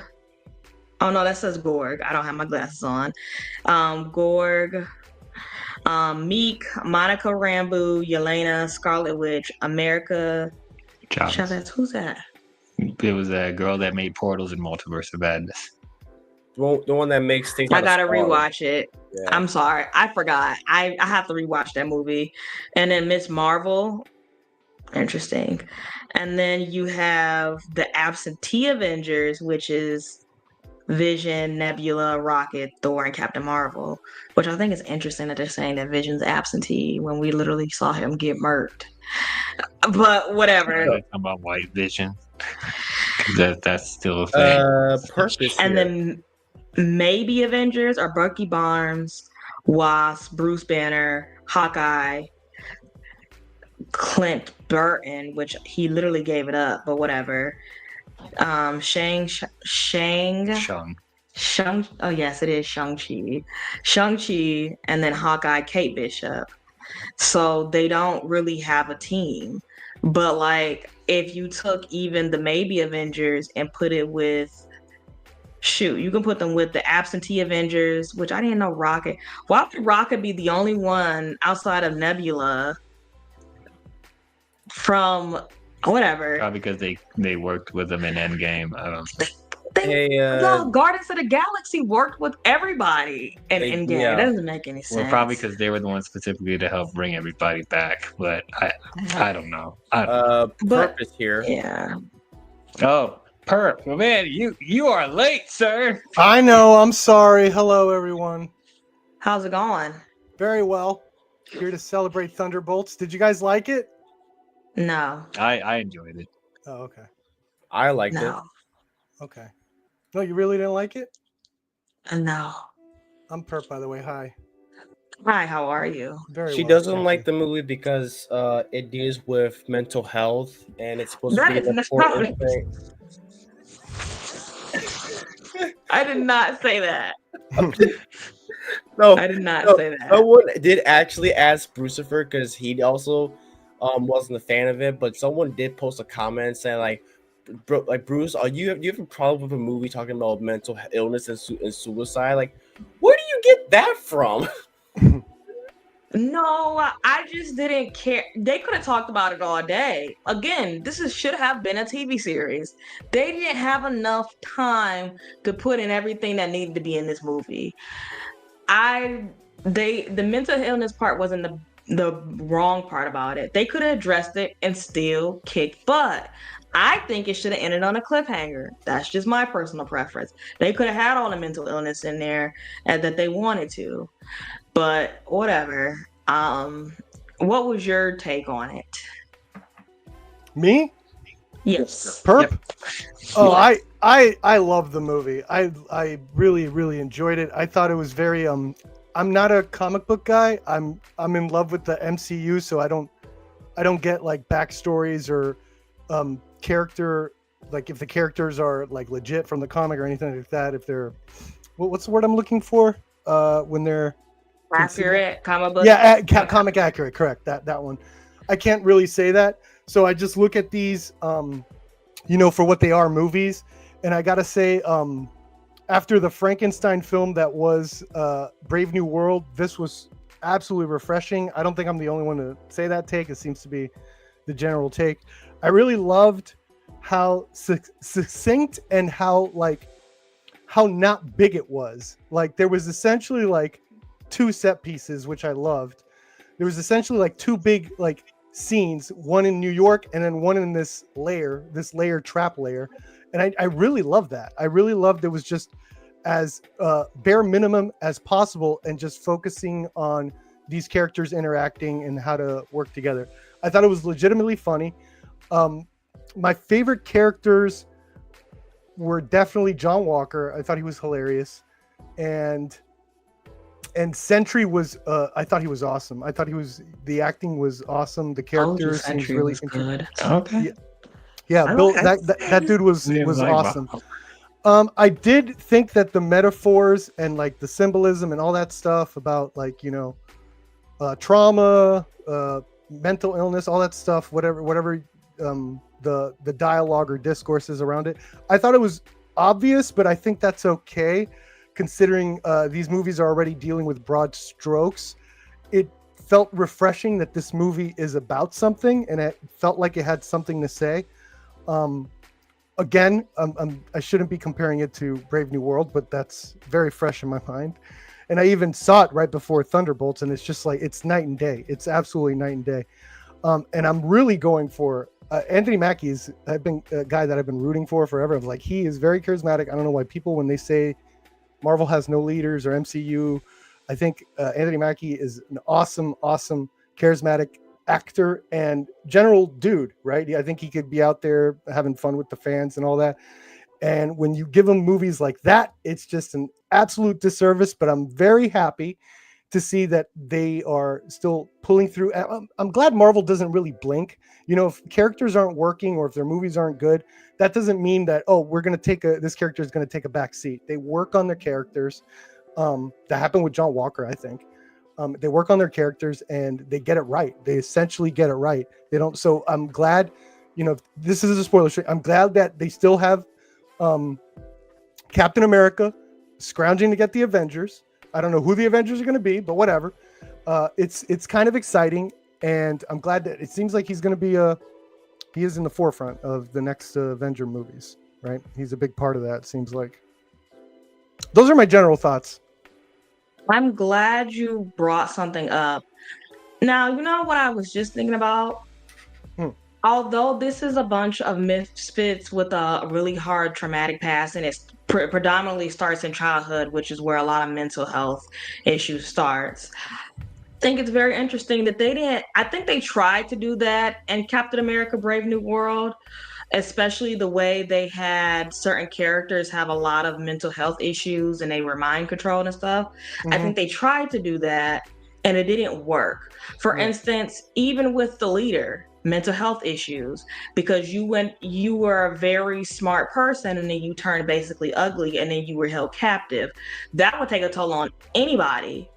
That would take a really, and then you witness firsthand the Hulk to the point where you hit your head and you became this monstrosity to look at. And so like that, I feel like that movie could have I would have been probably okay with that one being a little bit more about mental health, but I don't know where they would have put it in there. I mean, to me, Captain America: Brave New World was kind of mid. Do I feel like it? Like you said, they did him a disservice to show him as the new leader, because you can't. And I hate to compare it to Captain America First Avenger to that, because it's just like, dang, it's like apples to oranges. We were asking earlier in the stream if you had to rank your top favorite movies in Phase 4, what would it be? And the movies in Phase 4 it started off with Ant-Man and Wasp: Quantumania. Phase 5. We're in Phase. Oh wait, no. Yeah, Phase. Yeah, Phase 5, yeah. Yeah, Phase 5 is Ant-Man and Wasp: Quantumania, and it is, I forgot now. Oh, it is Guardians of the Galaxy 3, The Marvels, Deadpool and Wolverine, Captain America: Brave New World, and Thunderbolts. How would you rank your top 3? I need to probably Thunderbolts. It's probably between Guardians and Thunderbolts. Guardians 3 and Thunderbolts. Yeah, I feel like I'm missing one. Hold on, let me look at a list. You said the Marvels. We're not counting TV shows, right? No, not TV shows. It's Ant-Man and Wasp: Quantumania, which we don't talk about. Yeah. Guardians of the Galaxy Volume 3, Captain America: Brave New World, The Marvels, Deadpool and Wolverine. I wasn't that. Yeah, I'm happy. It's either Guardians or Thunderbolts. They feel like they're movies that have something to say. Deadpool and Wolverine is fun. I had a lot of fun with that. But again, there seems to be like a core in the Guardians and Thunderbolts that I think I really responded with, especially with like in Thunderbolts specifically. I'm like a horror guy. I'm a huge horror guy.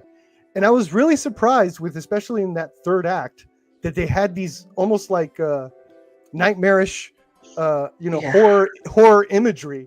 And they went that with I was like, that's a really interesting take to go with the Thunderbolts, these bad guys that you never thought they would go that cerebral. So it was like a very welcoming surprise for me. So for me, anytime a movie, like there are movies like Deadpool and Wolverine kind of did what it was supposed to do.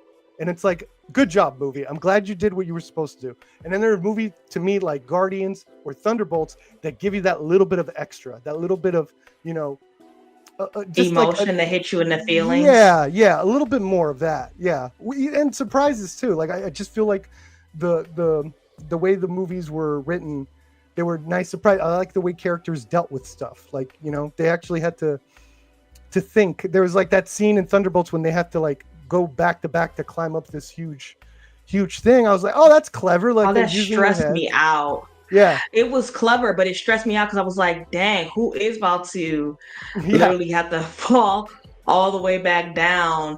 You know what? He's the one that made the most sense out of anybody. You know what?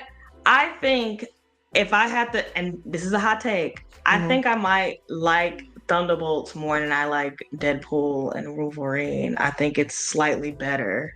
Mind you, I didn't really care. I've been complaining about it since I saw it. Yeah. But to your point and your perspective on how you put it, it's more, it does hit you in your feels. It was times where I was like, I did enjoy it up until basically the last part of the movie. And I can't let that part be the reason why I hate the whole entire movie. But I didn't care for a lot of good chunks of Deadpool and Wolverine. I went for the plot, aka Ryan Reynolds and Wolverine shirtless, but whatever. All right. did- Then. I have one quick question. All three of you, did you guys think this leveled up Yelena as a character in any way, shape, or any of the other characters? In any way, shape, or form? Absolutely. Yeah. All No, of them. definitely. Yeah, Cool. all of them. Yes. It's definitely more, like I said before, a Yelena films, mostly centered around her, Mhm. more about her turmoil. But it's mostly a team up film. But she definitely takes the spotlight because I think everybody was raving about her performance. I think she did great. Yeah, I think between this and even Hawkeye, I think she's had way more to do than Black Widow, which sucks. You know, it's like, oh shit, Yeah, okay. yeah, They to kind of understand, they're kind of yeah. like all the mistakes they made with poor Scarlet. They're kind of like fixing it with her a little bit, at least giving a little bit more. You know, I don't know. Yeah.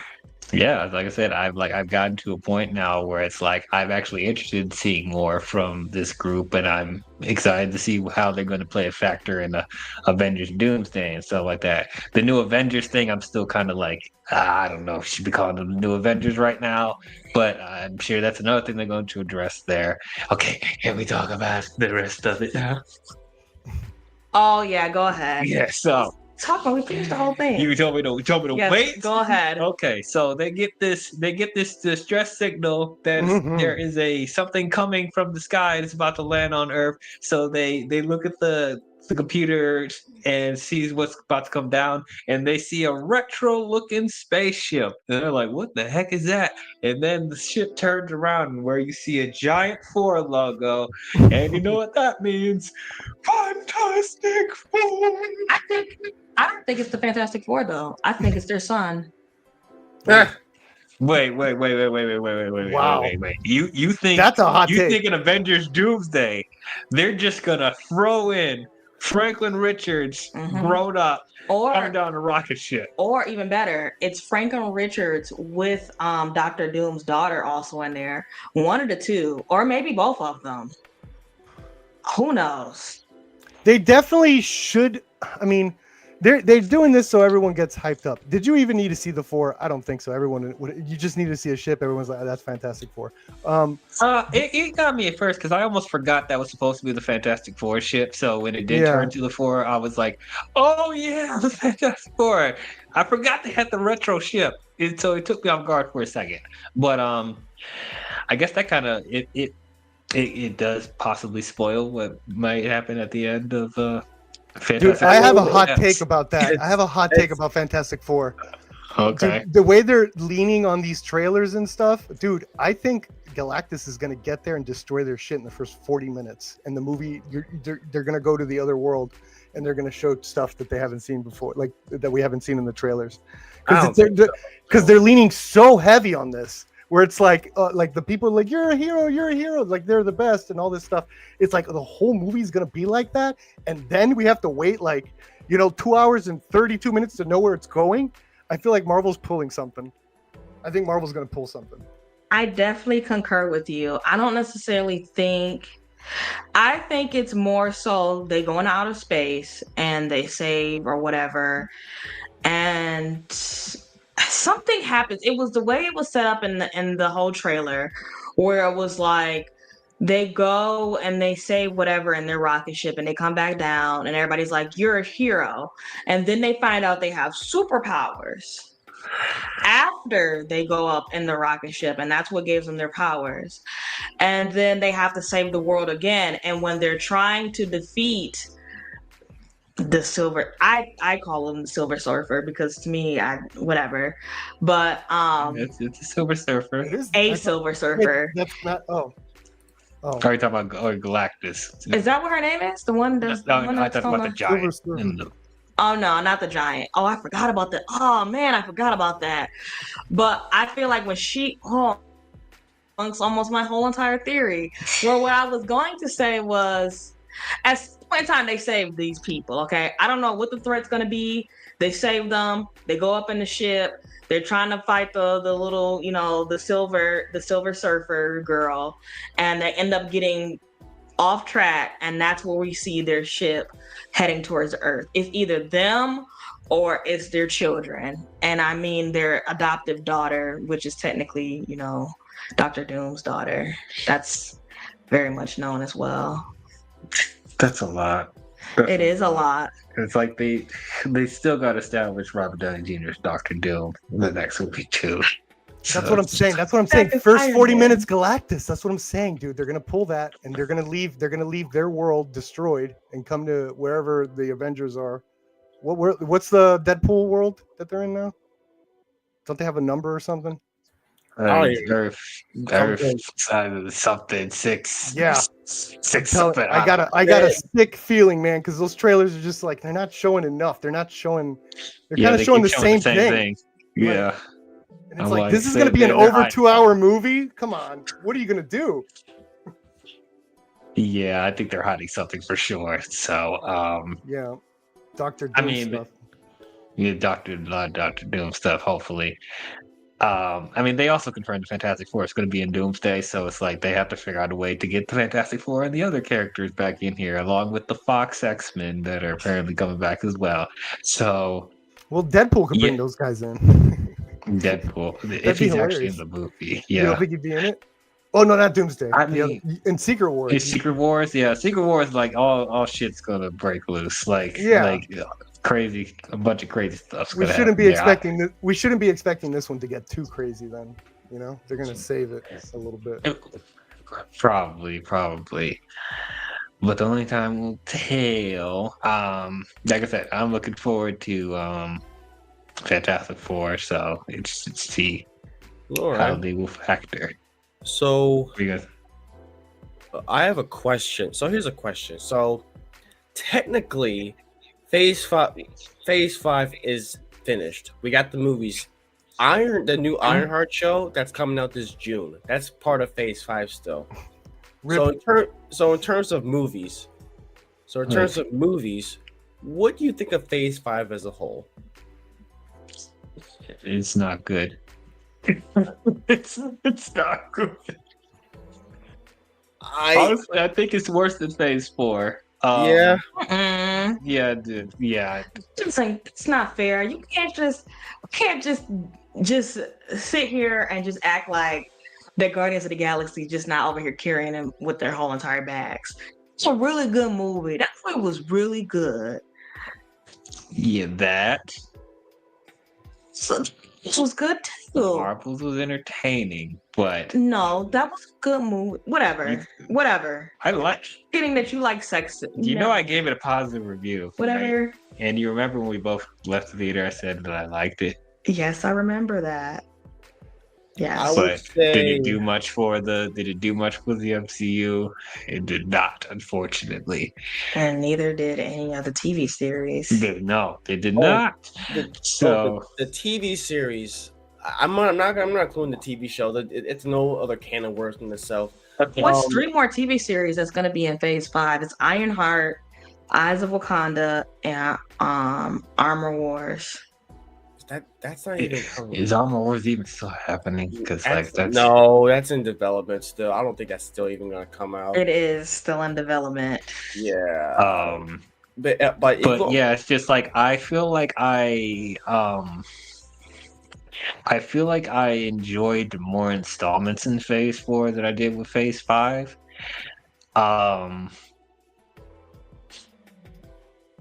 I would say there's a couple of more highs. Like there's a couple more highs in Phase 5 than Phase 4. It's like I don't even know, because like Phase 4 I liked Shang-Chi, No Way Home, Multiverse of Madness, Miss Marvel. It's supposed to be like 3 more movies. WandaVision was amazing. I know people love WandaVision. Better than Secret Invasion, Phase 5. Anything's better than Secret Invasion. Well, let me go. I'm gonna go in. Let me see. So I'm gonna go to Phase 4. Black Widow, which I liked. Yeah. Shang-Chi, 10 out of 10. I like that. That was okay. That was pretty Eternals, never cared about. good. Eh, Nope. No Way Home, awesome. pretty Doctor good. Strange, which was good. I enjoyed Doctor Strange. I like Good. Doctor Strange until the 3rd act. We got Love and Thunder, guilty pleasure. I love Love and Thunder. Care about you guys. I liked that movie a lot. It was very entertaining. Yeah, Love and Thunder. Yeah, Mm-hmm. It's a guilty pleasure. I It is. I like enjoy dumb it. shit. I like the Black then- and White Planet. Then we got Wakanda Forever, which is good movie, but it's disappointing compared to the first film. But there's a lot of things that was going against it. The action should have been better. That's all Yeah. I'll say. So then we go to Phase 5. Let me see. I'm gonna switch to go to Phase 5. So what do we have in terms of movies? I think Phase 4 gets a B plus. at least Ant-Man for and me. the Wasp: Quantumania. Yep, we got Quantumania. I thought that was which- good. It's okay. I think I remember liking it, but it was like it's okay. Nothing too Yeah, great. I like The some most parts. absurd movie Yeah. ever. That movie was just ridiculously just. That's everybody should just that should have went straight to DVD. That's a straight to DVD Oh, my lord. movie. I don't. It doesn't mentally make sense. If you look up some of the top villains for the Marvel universe, how Kang. does that nitwit fight like he outsmarted him? That he is not that smart. Even them all together. I mean, yeah, they're smart, but they're not that smart. They're not that smart at all. They're Quantum very physics, quantum physics. Bam. just So craziness. we got Quantumania, which is okay. Guardians 3, which was great. The Marvels, which was fun. Nothing too Musical Planet. Yeah. Deadpool Wolverine. I love That was Deadpool good. Wolverine. Captain America: Brave New World, which was Oh my Mid. god. mid. That might be the worst Marvel movie for me. You That think one. that's the worst And- one? I think yeah, like Dark. I thought about it. Dark World at least had Loki had some cool moments, like when he's like pretending that he doesn't care his mom died. He's like, "Come on, bro," and then they show him and he's like a mess and he tore up the room. I was like, "Dude, that's a great character moment." And it's like there's nothing like that in Brave New World. Nothing, nada. Then we got Thunderbolts, which I really enjoy. So I would say I would agree. Phase. I was kind of torn. I think Phase 5 and Phase 4 are in that same range because they're not consistent enough. They're not that. We only have at least one great film in there, and then it gets bogged down by these TV shows that are just really underwhelming. Yeah. So I don't know. We'll see. Phase 6. We got. Let me see. Phase 6. We got Blade. 4 movies. Yeah. yeah, I wish. This is the year. I'm telling you, this is the one. Don't wish that. This is the year. Maybe at Watch this it point be I a don't care. watch it be like a Marvel presentation or spotlight for Blade. That'd be cool. Dude, I always said they should be doing more of that Marvel spotlight and do it in the style. Like, I love how they did the black and white for Werewolf by Night, and it'd be cool if we get like a 70s grindhouse style for Ghost Rider, and then we could do like an 80s like cool style for Blade. That'd be awesome. Like, just do these stylized special features. They stopped doing that, I guess, because they don't make money off of it, but they were good. Marvel needs to keep progressing in newer heroes. And I feel the same way with DC. They keep redoing the same characters and it doesn't turn out well. I want new characters that's diverse and just it doesn't have to be comic book correct all the way, but at least makes a little bit more sense and also appealing to the audience. You can do that. It is a way to make it appealing to the audience with it also being somewhat correct. You don't have to go off your rockers when it comes to it, but I don't think that we don't need to keep remaking the same things that's already out there. I want new stuff. Like, I want a Static Shock. I want something fresh, and I want newer villains as well, like villains that actually make sense to who they're fighting as superheroes. Well, keep going back to the well because that's what people will keep going to see. That's why they're rebooting the X-Men, So, okay. They needed to redo the X-Men because apparently you guys aren't satisfied. I mean, no, I didn't like the Fox X-Men movies, but Oof. Yeah, I know that's a take. I know. Don't worry, you're gonna get your precious X-Men and Doomsday again. So be happy. But with that. for Phase 6, Watch he'll cheer once James Morrison comes on. Yeah! If he's not in that classic Cyclops costume, then no, I would not. But Like yeah, we have Fantastic Four, we have Avengers, Doomsday, we have Spider-Man, Brand New Day. actually, it's Avengers Secret War after that. Technically, I think Brand New Day is supposed to come out before Doomsday. It hasn't been suggested yet. It hasn't even came out with a date yet.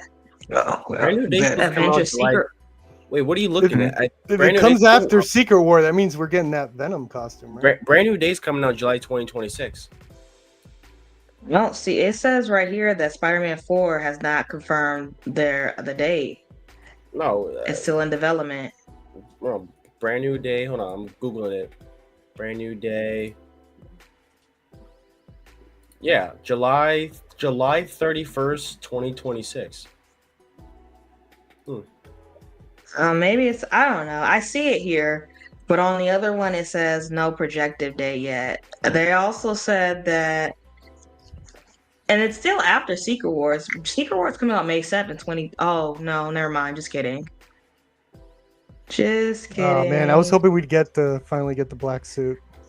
I sure hope I mean, so. you probably still could. Not in the How next do we- Spider-Man. It depends if it comes after Secret War. Yeah, it looks well based on the comics, but How do we keep getting never very know. many Venom movies, and we got a Spider-Man 2 video game with the Venom costume, but we have not gotten Venom in the same universe as this Peter Parker. It's really frustrating.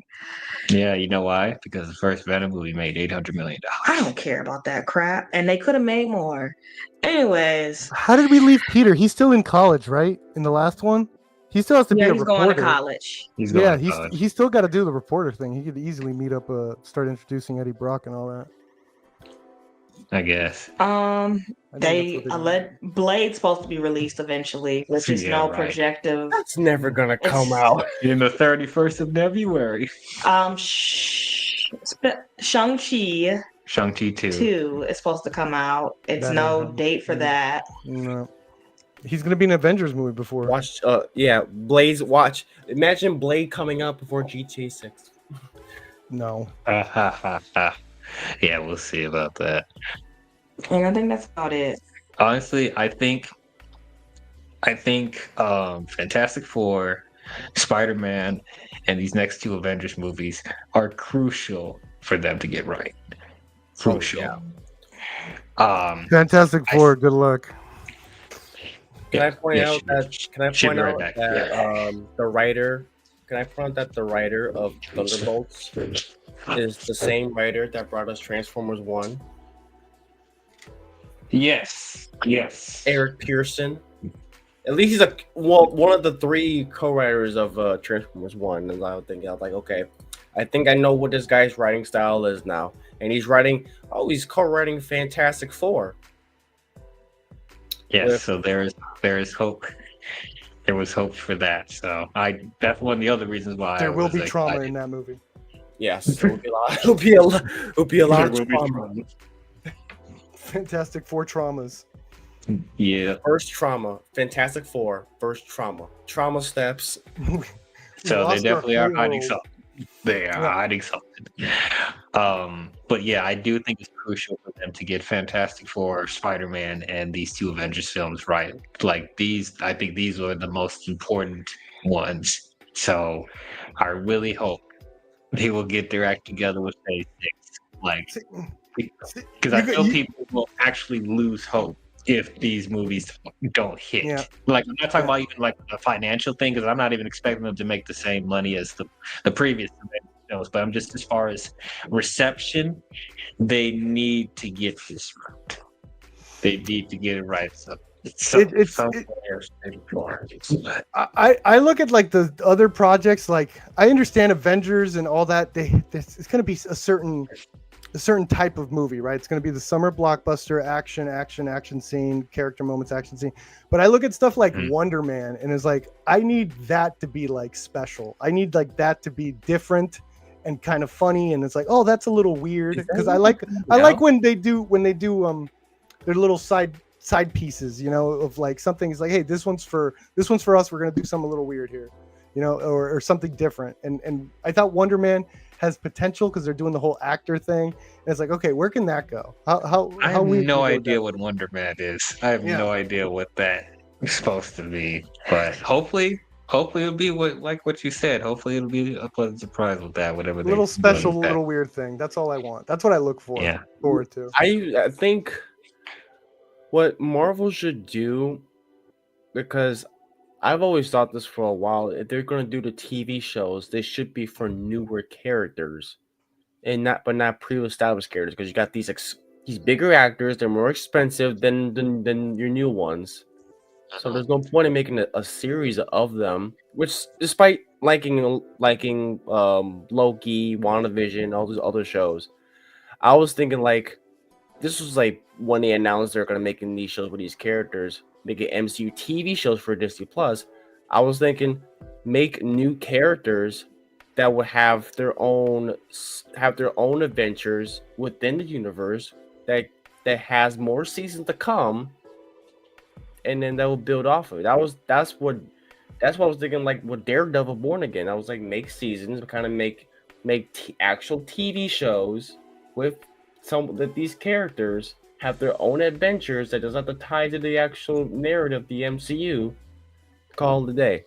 I think that's what they should be doing. So, does that mean are they going to show up in the Avengers or possible cameos in the MCU, or are they just strictly for the TV? Kind of like how It doesn't have to be strictly for TV. It'll be cool to be in, like a team up movie here and there.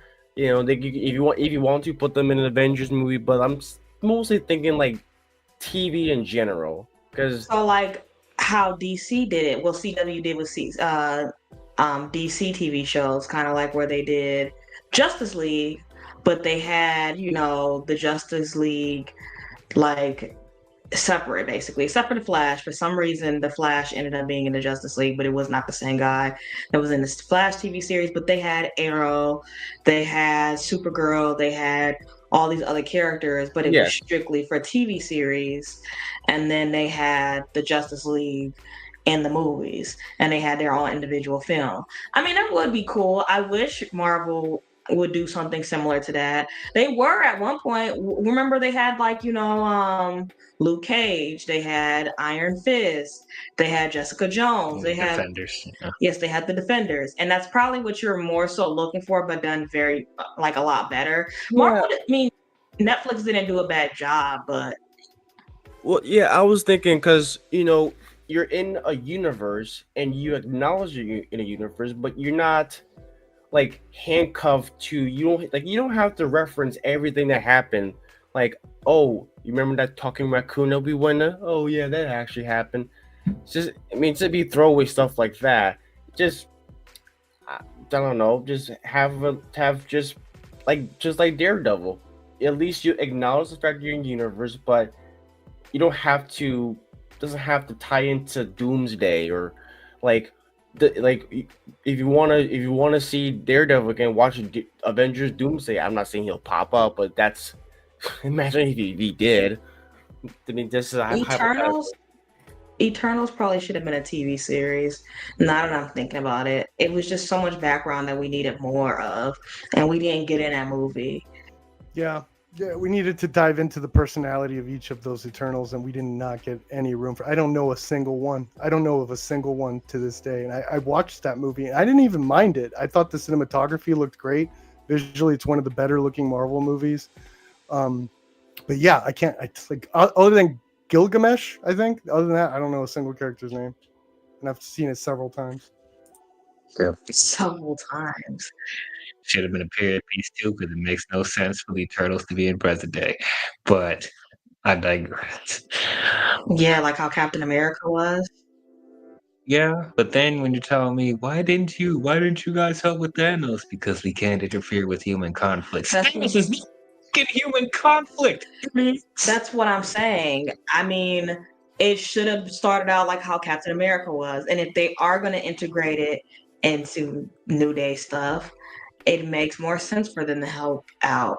Just like Adam. Adam had nothing to do with the earthly constructs. He was really trying to go after, well, the way they set it up, because they fired James Gunn, the best thing that ever happened to the Marvel Cinematic Universe, but whatever. And the whole alignment, I personally feel like between Stan Lee dying and then them firing James Gunn, messing up the whole alignment of how the movies were really supposed to play out, like Gamora not dying, it really messed up everything. What phase was that when Infinity Wars ended? 3. Yeah, so like phase 4 was doomed to start because they ended up firing him like going into phase 4, ending phase 3. And then Stan Lee died in the middle of phase 4. And then of course, our Black King died. But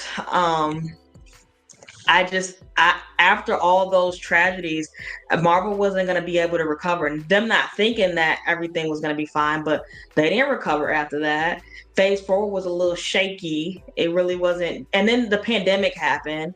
So it was just kind of crazy. It was like we had a blip in the Marvel universe, and then we really had like a blip in real life.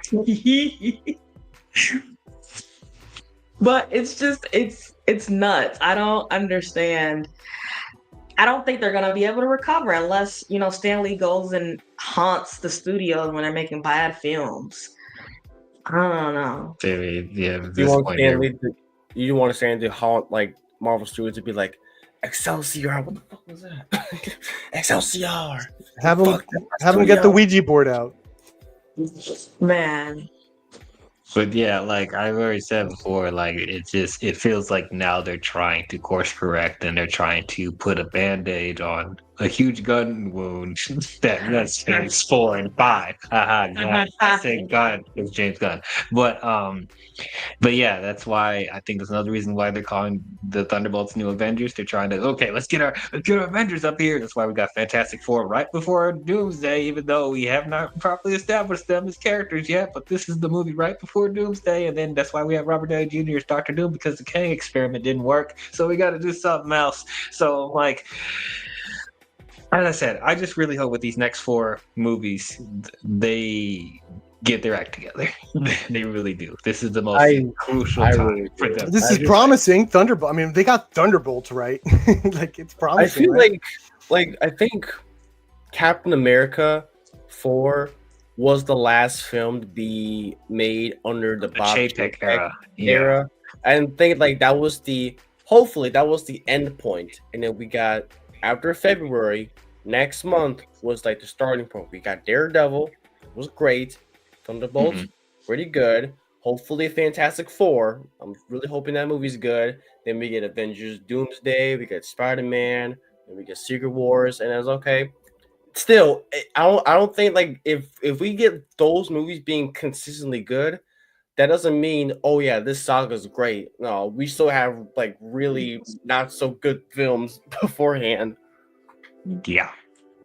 I mean, we spent 3 hours talking about this movie, and honestly, we just wasted 3 hours. None of this matters. The only thing that matters is Superman's coming out later this year, and it's going to debunk everything outside of Wicked Part 2. Superman's going to debunk everything, and Marvel's just going to crash and burn. See, I didn't even say that. She did. But Superman yeah. Top. Yeah, this is my most anticipated film this year. Though I do still think it's a bad idea for that and Fantastic Four to come out the same month. I don't think that's a good idea. No, bro. It doesn't matter. It does matter because they're both appealing to the same demographics. Comic book fans. They're gonna go see them either way. I hope so. I hope so. Ignore my personal opinion. I want Superman to do better more. Because I just want to see DC just kick in. I want to see James Gunn just succeed. I just want to see where this universe goes. More than Fantastic Four. I mean, I want to see more Fantastic Four. Which one comes out first? Superman. I mean, Superman's gonna have a couple more weeks. Okay, let's say. Well, also you're going towards you're going towards one demographic, but you're also got to think about it. You got your DC diehards, and you got your Marvel diehards. Personally, real diehard nerds that don't really give no craps are gonna go see both. Possibly opening weekend, possibly opening day. But it's 3 weeks apart. It gives people enough time to go see Superman like 2, 3, 4 times, get it on bootleg at your nearest beauty shop or whatever, and then go and have like kind of debrief, take a little a palate cleanser, and then go and watch Fantastic Four. Well, yeah, I hope it is a Barbenheimer situation. That would be super fantastic. That should not be a thing. Super fantastic. Oh, Oppenheimer man. and Barbie. You come out the same weekend. It's ridiculous. That's not no. They both made $1 billion. I don't understand that. Oppenheimer is boring, and Barbie just to me was whatever. We're not gonna. I digress. Go on. Either way, that was the movie that helped bring people back to the theaters. Like, we didn't have anything else going for ourselves. It's fine. but Barbie and Oppenheimer. But so if we get a super fantastic weekend, that'd be great. And also Mission Lilo: The Final Stitching. It's Mission Impossible and Lilo. These and are Stitch come out the same awful. weekend These too. are awful. Did you know These that movies are gonna bum if they do that. Did you know that wasn't the first time a Tom Cruise movie came out the same day as a Lilo and Stitch movie? Wait, what? 2002, the same day, June 2002. Minority Report came out the same day as Lilo and Stitch, the original one. Which one made more money? I think it was Minority Report. Minority Report. That's a Spielberg sci-fi movie with Tom Cruise. That's definitely making the most money. I think it came out like this. It's the same day on June, and then 21 years later, we're getting a Tom Cruise movie coming out the same day as a Lilo and Stitch movie. I think this one belongs to Lilo this time. Yeah. Oh no, Well, it's making all the money. It doesn't look very promising, but it is going to make a lot of money because it's very beloved. I think Nani should have been a little bit thicker. I think Lilo is fine. I mean, she's an adorable, very tomboyish type of character. They did amazing with Stitch. It was not a Sonic type of debacle. They did a really good job. And I don't like how David looks. David looks really ugly. David's very cute in the cartoon. I don't know what they had going on. There's so many islands all over the world, and they couldn't get the casting right. I don't know. I hope they act very well. What about Piggly? Oh, I forgot. I don't know who plays him. Billy Oh, McNuson. Who is it? Billy McNuson. He pops up in these movies, these remakes, quite often. I wish they would have got. What is his name? He's a really big. He died. I think it's Duncan. It's something Duncan. I can't think of his name. Yes, he would have been really good as the social worker. I wish they would have got him. Bubbles. Yes, a lot of people wanted Vin Rames too. Who? He voiced Cobra Bubbles in the original movie, and he was in the Mission Impossible films, and they wanted to bring him back to play Cobra Bubbles, but he was probably busy filming The Final Reckoning. So, but yeah, because Courtney B. Vance is just not Bubbles material. Who did they ask for Pleakley? Oh, no, he's not a good one either. They really could have got. It was a big, huge Hawaiian guy that was in Forgetting Sarah Marshall. I would have liked him as Pleakley. He would have done a really good job. Zach Galifianakis is Jumba. I'm very interested, but I'm scared of what he looked like in alien form. Yeah, we didn't see his alien form still. I don't know why they're not. I was like, oh my god, what is No, that? that's what I meant to say. No, Jumbo should have been the big Hawaiian guy from Forgetting Sarah Marshall. Pleakley, somebody did a really good. I can't remember who it was that could have played Pleakley, but he's a social media art person. His name is Brett. Oh my goodness gracious, I cannot think of that man's name. Well, listen, guys, I got to get going. It was fun to talk to you about Thunderbolts and other things. Thank you so much for having me. Yes. Thank you. Yes, glad you could come on. Yeah, even for a little bit. Awesome. Love you all. Yes. Bye. All right, Bye. see you later. We should probably get to the ratings. Yeah, it's probably Yeah. start closing Okay. this stuff out. So overall, I did enjoy this film. I thought it was a good time. It was a lot more heartfelt than I thought it was going to be. You made me more invested in the characters that I didn't care for that much in previous MCU installments. Yelena and Red Guardian I already loved, and I still love them here. But the rest of the team with U.S. Agent and Ghost thought they were done really well. Taskmaster, but it is what it is. Really like Bob. Makes me like warm up to Sentry and be interested to see how he's utilized going forward. Yeah, the messages about the mental health and loneliness, stuff like that, I thought was handled pretty well. Vanessa, I forget the villain's name. What was her name? Valentina. Disappointing. Could have done more with her, especially from how they were setting her up in previous films. Yeah, they could have been they could have spent a little bit more time building stuff that they were setting up for stuff going in the future. Because not a lot happens story wise, but I think the movie does enough where I'm invested in these characters. I want to see what they do in Doomsday and whatever they're going to pop up going forward. So I will give the New Avengers a B. It's good. Blue Jay? I agree. I really enjoyed it. I don't mind the lack of action. I do prefer if you give me good characters, I wouldn't mind it. I think Florence Pugh did a great job. David Harbour, of course, I can. If you give me like a short film with Red Guardian doing some just goofy stuff, I would watch it in a heartbeat. The mental health stuff, the allegories they got going on was great. It's definitely in like second best of Phase 5. I did say it was the best. I didn't mention Guardians 3. I just forgot about that fucking movie. So I would say it's second best. I mean, yeah, not much I could really say. It's a fun film. Really fun. So I do want to do a tier list for Phase 5, including the TV shows. I might think about that for MME. I want to keep you updated on that. So might do a madness bracket for my channel too. Of all the Marvel films up until this point. Oh, it's gonna be crazy. Oh my god. Yep. So if I were to get this a rating, I'll get this a 8. Get this a 8.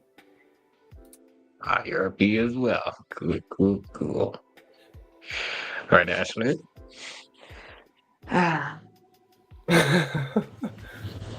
So I'm not usually a Marvel hater. I actually, before me and you got together, I was very positive about films. And as time went on and you get to being around a person for a long periodically time, they start to rub off on you. And I think I became more of a movie pessimist and started looking more deeply into certain things. This movie, the first hour and some change was really good. It's only just like the last 20 minutes and going into that first end credit scene where I'm just really pissed. But that last end credit scene where they debunk that they're the new Avengers, and the beginning and almost to the end up until he turned into the void, I very much enjoyed. Thus leaving me at a B- for my rating. Oh, I'm surprised you gave it a B-. And it's only because Herb really made me remember that I appreciated a good 80% of the movie. Talk about sugarcoating. But I still have my discrepancies. Okay. Talk about sugarcoating. I'm no, because I think I rented a pretty I am sugarcoating. I use a lot more more colorful languages outside of the internet. Okay. But this is not my main job, and I can't use that kind of language on, Beyonce's internet. Okay, we'll leave it at that. That is our thoughts on Thunderbolts Asterix, aka the New Avengers, aka what? What is he? What is he? Avengers with a Z. What did you tell us? What did you guys think about it? Did you guys love it? Did you guys hate it? Did you guys think it was okay? How does it compare to the other installments of Phase 5? How does this compare to the other Marvel films before this point? Are you guys excited to see the Thunderbolts in Avengers Doomsday? Or do you want to see more from them after that? Comment your thoughts down below and let us know. So, the next installment we'll be talking about, which I guess is technically that's the last thing of Phase 5, is Ironheart. That's show on Disney Plus. Which you know what? I'm actually looking forward to it a little bit because I liked Ironheart from Wakanda Forever. So looking to see what they do with it. Fun fact, real quick. Tony Stark was also part of one of the Thunderbolts, and he had an alias that also had iron in it, and that was pretty funny. But he funded them basically like he did the Avengers. I don't know how much money this man has to be funding all these subgroups, but all the money. And then obviously the next film we will be talking about in the MCU is the Fantastic Four: First Steps. So tune in for that when it comes out as well. We got the same month as Superman. It's gonna be crazy. It's gonna be super fantastic. Yeah, I see you catching on. It's gonna be a really weird. It's gonna be a crazy summer. But Superman, it's gonna be a crazy summer. I'm rooting for Gunn. Rooting for him, man. Yeah, me too. But if you guys enjoyed this stream, please don't forget to leave a thumbs up and subscribe to the channel. There's a lot of you that are watching my stuff that's not subscribed, and you watch more than 3 of my videos. That means you like me. That means you want to come back. So if you haven't already, please subscribe. Please, that would mean a lot. And if you want to be notified on future videos I'll be doing, please hit the bell too while you're at it. And don't forget to subscribe to Blue Jay's channel, Blue Cinema. Don't forget to check out Resident Justice channel, Little Movie Perks channel. There's some great stuff there. But yes, that is all we have for you Marvel fans. And we will catch you guys in the next one. Talk to you guys later. We're going to be like the heroes with the witch's box and the little toys. You